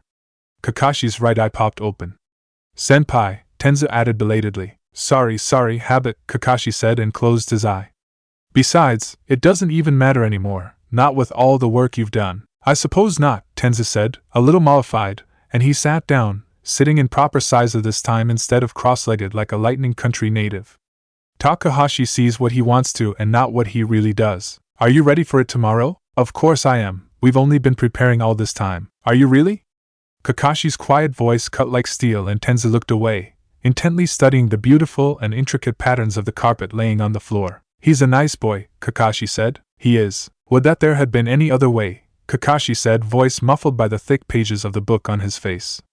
I would have spared you this. It's my choice, Tenza said sharply. My choice, he said again, knuckles whitening. So it is, Kakashi agreed, and the two of them fell into silence, thinking of what tomorrow might bring them. There was never any serious threat. 2 jounin and 2 tokabetsu jounin against a genin who walked in expecting a friend's embrace and instead received a knife to his throat and the wrathful gaze of a demon. Serum, Kakashi said, and Genman nodded, kit already out and glass vial in his hand. Green chakra shimmered in his hands as he pressed them against Takahashi Hiroki's left humerus, slowly injecting a full dose of truth serum. Sweat beaded on Kakashi's forehead as he held the genjutsu together, gently washing the pain away with a sweet numbness that left Hiroki's mouth slack, drool slowly dripping onto the front of his shirt. Tenza looked away, mouth twisting. Kakashi waited a full 5 minutes for the serum to take effect before slowly drawing the genjutsu away, enough so that the child could control his mouth again, restoring a faint amount of mental acuity. Takahashi Hiroki, Genin, ID number 10973664, Kakashi commanded and even reduced to simple sentences. Hiroki's back straightened and he attempted an awkward salute. Sir, Heroki said dreamily, eyes unfocused. Show me the seal that Gari placed on you. Slowly, with clumsy hands, Heroki unbuttoned his shirt and pulled it off, pressing a hand against his breast. Here, he said, words coming out syrupy slow. Sensei said only to use in times of danger. With the eye of the Sharingan, he could see the chakra ink tattooed onto Hiroki's chest, resting quiet and dormant without the trigger. Brush, Kakashi said tersely, and Reida handed over the inkwell, mixed with Hiroki's blood and a brush made of Hiroki's hair. Carefully, with feather-soft movements, Kakashi altered the seal. It was magnificent work, no doubt the creation of a seal master. The fluid grace of the characters, the strength and love imbued in them. Gari must love his students very much, Kakashi noted distantly. It was slow going, with Kakashi stopping every few minutes to let each brushstroke dry, carefully monitoring the activity of the seal. It stayed quiet, accepting each alteration with hardly a quiver. Kakashi leaned back on his heels and handed the brush off to Reidu. Is everyone ready? His soldiers nodded. Carefully, ever so carefully, Kakashi drew back his control over the boy, Genjutsu slipping away inch by precarious inch. Takahashi Heroki, activate your seal. Heroki smiled, sweet as a child. Yes, sir. He pressed his hand against it, and the seal flared bright red, singing with purpose. Kakashi felt the matching flare of chakra in the distance, roaring bright and angry.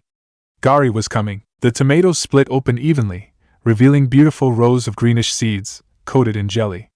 Mikoto smiled as she slid the pile of sliced tomatoes into a bowl and moved towards the stove, checking the simmering pot of stock. Tomato salad and udon for her two little boys, who no doubt would be hungry after a long day of being 6-year-old boys. Mikoto unwrapped the plastic film around the box of dango she'd bought and set it to the side. And for her biggest little boy, his favorite dessert, Mikoto smiled gently.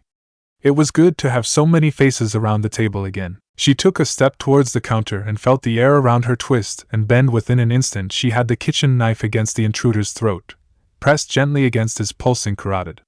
One movement and he would cut himself, bleeding out in an instant on her kitchen floor. Mikoto blinked at the sight of curly black hair and wide red eyes, Tomo spinning. Shursui-kun? And Mikoto's Shursui flushed and Mikoto drew back her knife instantly. My apologies for my rudeness, but Mikoto set her knife on the countertop and accepted his apology with a graceful nod of her head. What is it, Shursui-kun? It's Sasuke, Shursui said, white-lipped. He's gone missing. Heroki sat down in the middle of the cave, shirt still unbuttoned. He blinked slowly, willing himself to stay awake. He couldn't go to sleep, he had to wait for Raya. Heroki smiled, head lolling to the side. They were going to have adventures today before Raya went away forever and ever to Lightning Country, and then they would have to wait a whole year to play again. The rock was cold. Heroki patted it gently. Rocks were his friends. They would play together until Raya came back. There was an explosion and rocks flew everywhere, and there was lots of smoke. Heroki watched this all, wondering if it was Raya coming for him. Heroki! Heroki, damn it, answer me, Heroki smiled. No, it was Gari-sensei, and he was making the rocks explode again. Was it time to be training? No, he was waiting for Ryu, not training. Heroki! Gari-sensei tore through the clouds of smoke, rocks vibrating around him, shaking and growing smaller and turning into littler rocks. Gari-sensei, Heroki said and smiled up at him. Heavens above, your Gari-sensei stopped short and he bent down, his dark eyes staring very hard at Heroki. What have they done to you? I'm waiting, Heroki said patiently. Heaven have mercy, Gari-sensei said in his deep voice. For I will not. And then he gathered Heroki up in his arms, like Heroki weighed nothing at all. And then the world exploded again, but this time Heroki could not keep his eyes open and the darkness washed over him, while he waited for Raya. The target had taken the bait. Kakashi flared his chakra and Reidu set off the exploding bombs. It was nothing but a distraction. Gari was more than enough a competent ninja to easily evade the exploding tags, but it was enough to put him off guard, especially with the burden he now carried. Kakashi waited, tracking the wake of chakra Gari left as fled underground, feeling the roiling rage pulse beneath the ground, a twisted version of the hell some civilians preached about in the outskirts of Fire Country. It was only seconds, but Kakashi felt time stretch to the point of breaking, watching, waiting, listening. They only had so long before the village started sending people over to investigate, wondering at the amount of chakra being expended in one of the training grounds. There was no sign, only the sudden explosion of dust and shattered earth, spewing up from the ground in a geyser of rage, instantly filling the clearing with a chakra-enhanced smoke that refused to clear. It was begun. Kakashi unsheathed his ninjato and began the hunt. Gari had already cloaked his and the boy's chakra, but they had planned for that. Quadrant 5C, Tenzu radioed in from his perch high up in the mountainous crag that bordered the training ground, the same one that Heroki once waited for Raya in. I can feel my tag on the bait there. Kakashi clicked back in acknowledgement, and made his way, senses stretched to the limit. Quadrant 5C that was near the base of the crag. Kakashi ghosted his way over, ninjato at the ready, and then felt the sudden ache in his teeth, the shiver down his back as chakra scraped against chakra. Tiger and wolf have engaged the target, Tenzu radioed in tersely. Kakashi cursed and sped up, using a touch of wind chakra to clear the smoke ahead of him, just in time to catch a glimpse of Raiders skidding away into the dirt, unmarked armor completely obliterated in the chest. Genma caught the brunt of Raida's fall, head snapping back to hit the ground. Kakashi could see the white bone of Raida's ribs and his breath caught in his throat. There was a tale they told during the war, shared in the trenches over games of poker, betting condoms and pieces of hard candy. The council had once sent an entire battalion of men over to the border with grass to deal with the IWA soldiers stationed there. For weeks, the war raged on, but neither side budged an inch. A stalemate. Then Gari came. The only thing left was their armor, shattered and blown to pieces. Kakashi's mouth twisted into a silent howl and he vaulted into the fight, ninjato screaming with chakra. Gari stood with his back to him, planted like a tree over a dome of smooth earth, chest heaving, sleeves in tatters all the way up to his shoulders. "Who's next?" Gari shouted, blood dripping from his fists. "Who dares to cross me and my student?" Kakashi raised his blade and let it speak for him. Rippling with pure white chakra, it cut the air with the shriek of 1,000 dying birds, bringing Gari's attention straight on him. Behind him, he could feel Genma crawling snake-like on the ground, dragging Reidu away with him. Gari twisted towards him and breathed in sharply. The white fan dash. Gari's moment of hesitation bought just enough time for Kakashi to dive in. Obito's eye snapped wide open and reading the lines of the future, his blade but a scalpel in his hands. A swift cut and Kakashi reeled away just in time, as an explosion of air cut right above his head and hit the crag with a tremendous crushing noise, scattering shattered stone and dust everywhere. Kakashi coolly flicked his blade, blood spattering onto the ground. Tiger's critical, Genma radioed in, voice staticky. Looking at compromised C-spine, liver laceration, abdomen's already distended, and a developing pneumothorax from broken ribs, Gari staggered, left hamstring neatly sliced through and cauterized with burning hot chakra, the tang of ozone heavy in the air. "Heal as much as you can, you're not coming back here," Kakashi spoke quickly, in clipped tones. "Cat, I'm calling you down." Genma and Tenzu both clicked their acknowledgments, and Kakashi raised his blade again, chakra humming in his blade. Too long, too much, and it would shatter in half. Inbushu steel wasn't meant to channel chakra in such a way and for so long. Kakashi adjusted his stance. And if it all went according to plan, he wouldn't have to. "Konoha," Gari growled, chakra pulsing wildly in his limbs. "I should have known you rat-faced maggot fuckers were behind all of this." Kakashi tilted his head, evaluating the target. Just one more, and then. Tenzu bore down from the heavens like a figure from legend, cloak fluttering in the wind, face glowing with the light of chakra pulsing in his hands. When he landed, earth roiled and rippled in waves instead of cracking, and Gari snarled, hand already drawn back for a finishing blow. He was frighteningly quick, air already exploding with pent-up energy. Kakashi silently blessed Tenzu for the distraction and flickered over to the dome, blade singing for blood, close enough that he could see Gari's sweating face imprinted in Obito's eye. It was just a touch, just a gentle tap of Gari's hand, and Kakashi felt stars exploding behind his eyes, blue dots exploding and dying with every ragged breath.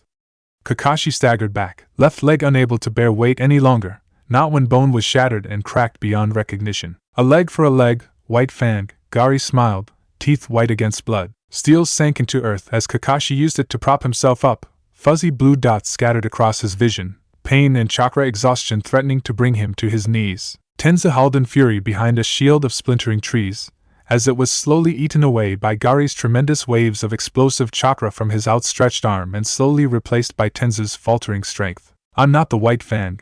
Kakashi spat and drove the sword all the way into the earth, lightning chakra screaming as he cut deep into the earthen dome the two of them stood on, revealing Heroki's peacefully sleeping face. His blade cut into earth like a hot knife in butter, and Kakashi split the dome in half, earth crumbling into dust as the chakra working that held it together was sliced in half. Gari screamed and dove at Heroki, but he was a moment too late, the chakra attack against Tenzu holding him back just long enough. Kakashi was already there, blade tilted against Heroki's neck, ready to slice through the carotid. "I'll kill you," Gari whispered, face white beneath his deep tan. His hands trembled and Kakashi marked the slow, sluggish movements Gari made. "Not before I kill the boy," Kakashi said hoarsely. "What do you want?" Kakashi closed Obito's eye. He couldn't have him see this, not this, ever. "Your life in exchange for the boy." Kakashi jerked his head, feeling Tenzu move to position himself behind Gari's back, blade at the ready. He could barely feel the kid's chakra, a guttering candle in the winter wind. There was a long silence as Gari considered it, green eyes unreadable as he took in Hiroki's sleeping face. "I'll take my chances," he said and raised his arm, chakra building up, air boiling with fire and rage, and Gary gasped and dropped his arm, instead clutching at his chest. His skin went gray and the chakra faded away into the dust. What did you howl?" With the point of his blade, Kakashi carefully pushed Hiroki's unbuttoned shirt to the side, revealing the pulsing red mark of Gary's seal on Hiroki's chest. It beat in time to Hiroki's heart, color growing and fading in perfect rhythm, like a living thing. "His mark calls to yours, drawing you closer and closer to him." Gary gasped for breath, sweat dripping off of him in buckets, both hands now pressed against the seal in his chest. "I made it so that it called at your chakra, pulling more and more as time went on, from your seal to his." "Your own lack of regard for your reserves," Kakashi shrugged with one shoulder. "That you can only blame yourself." Gary looked down at his student, chest straining to breathe. Hiroki, Sharingan closed, pain dulling his reflexes. Kakashi was too slow. Gary had activated his Kekkai Genkai for the very last time, pulling at every last bit of chakra inside of him, condemning himself to death as he pulled his arm back, sorrow etched onto every line of his body. "Let us die together," Gary wept and his arm moved forward. Kakashi could only watch, as the air exploded outwards, smoke and fire headed straight towards him, and stopped. A keen silver blade sprouted from Gary's throat and slashed sideways, spraying Kakashi with bright red blood, hot and tasting of copper. "Sorry, but I can't let you do that," Tenza panted, crouched on the ground, bloody sword raised in the air. Tenza gave him a wobbly grin and toppled backwards onto the ground, legs giving out from under him. "Since I saved the day, can I pass out now?" Tenza's voice was soft and paper-thin. Kakashi leaned back on his sword and gave him a rough, hacking laugh that couldn't even really be called a laugh at all. "Knock yourself out, kid?"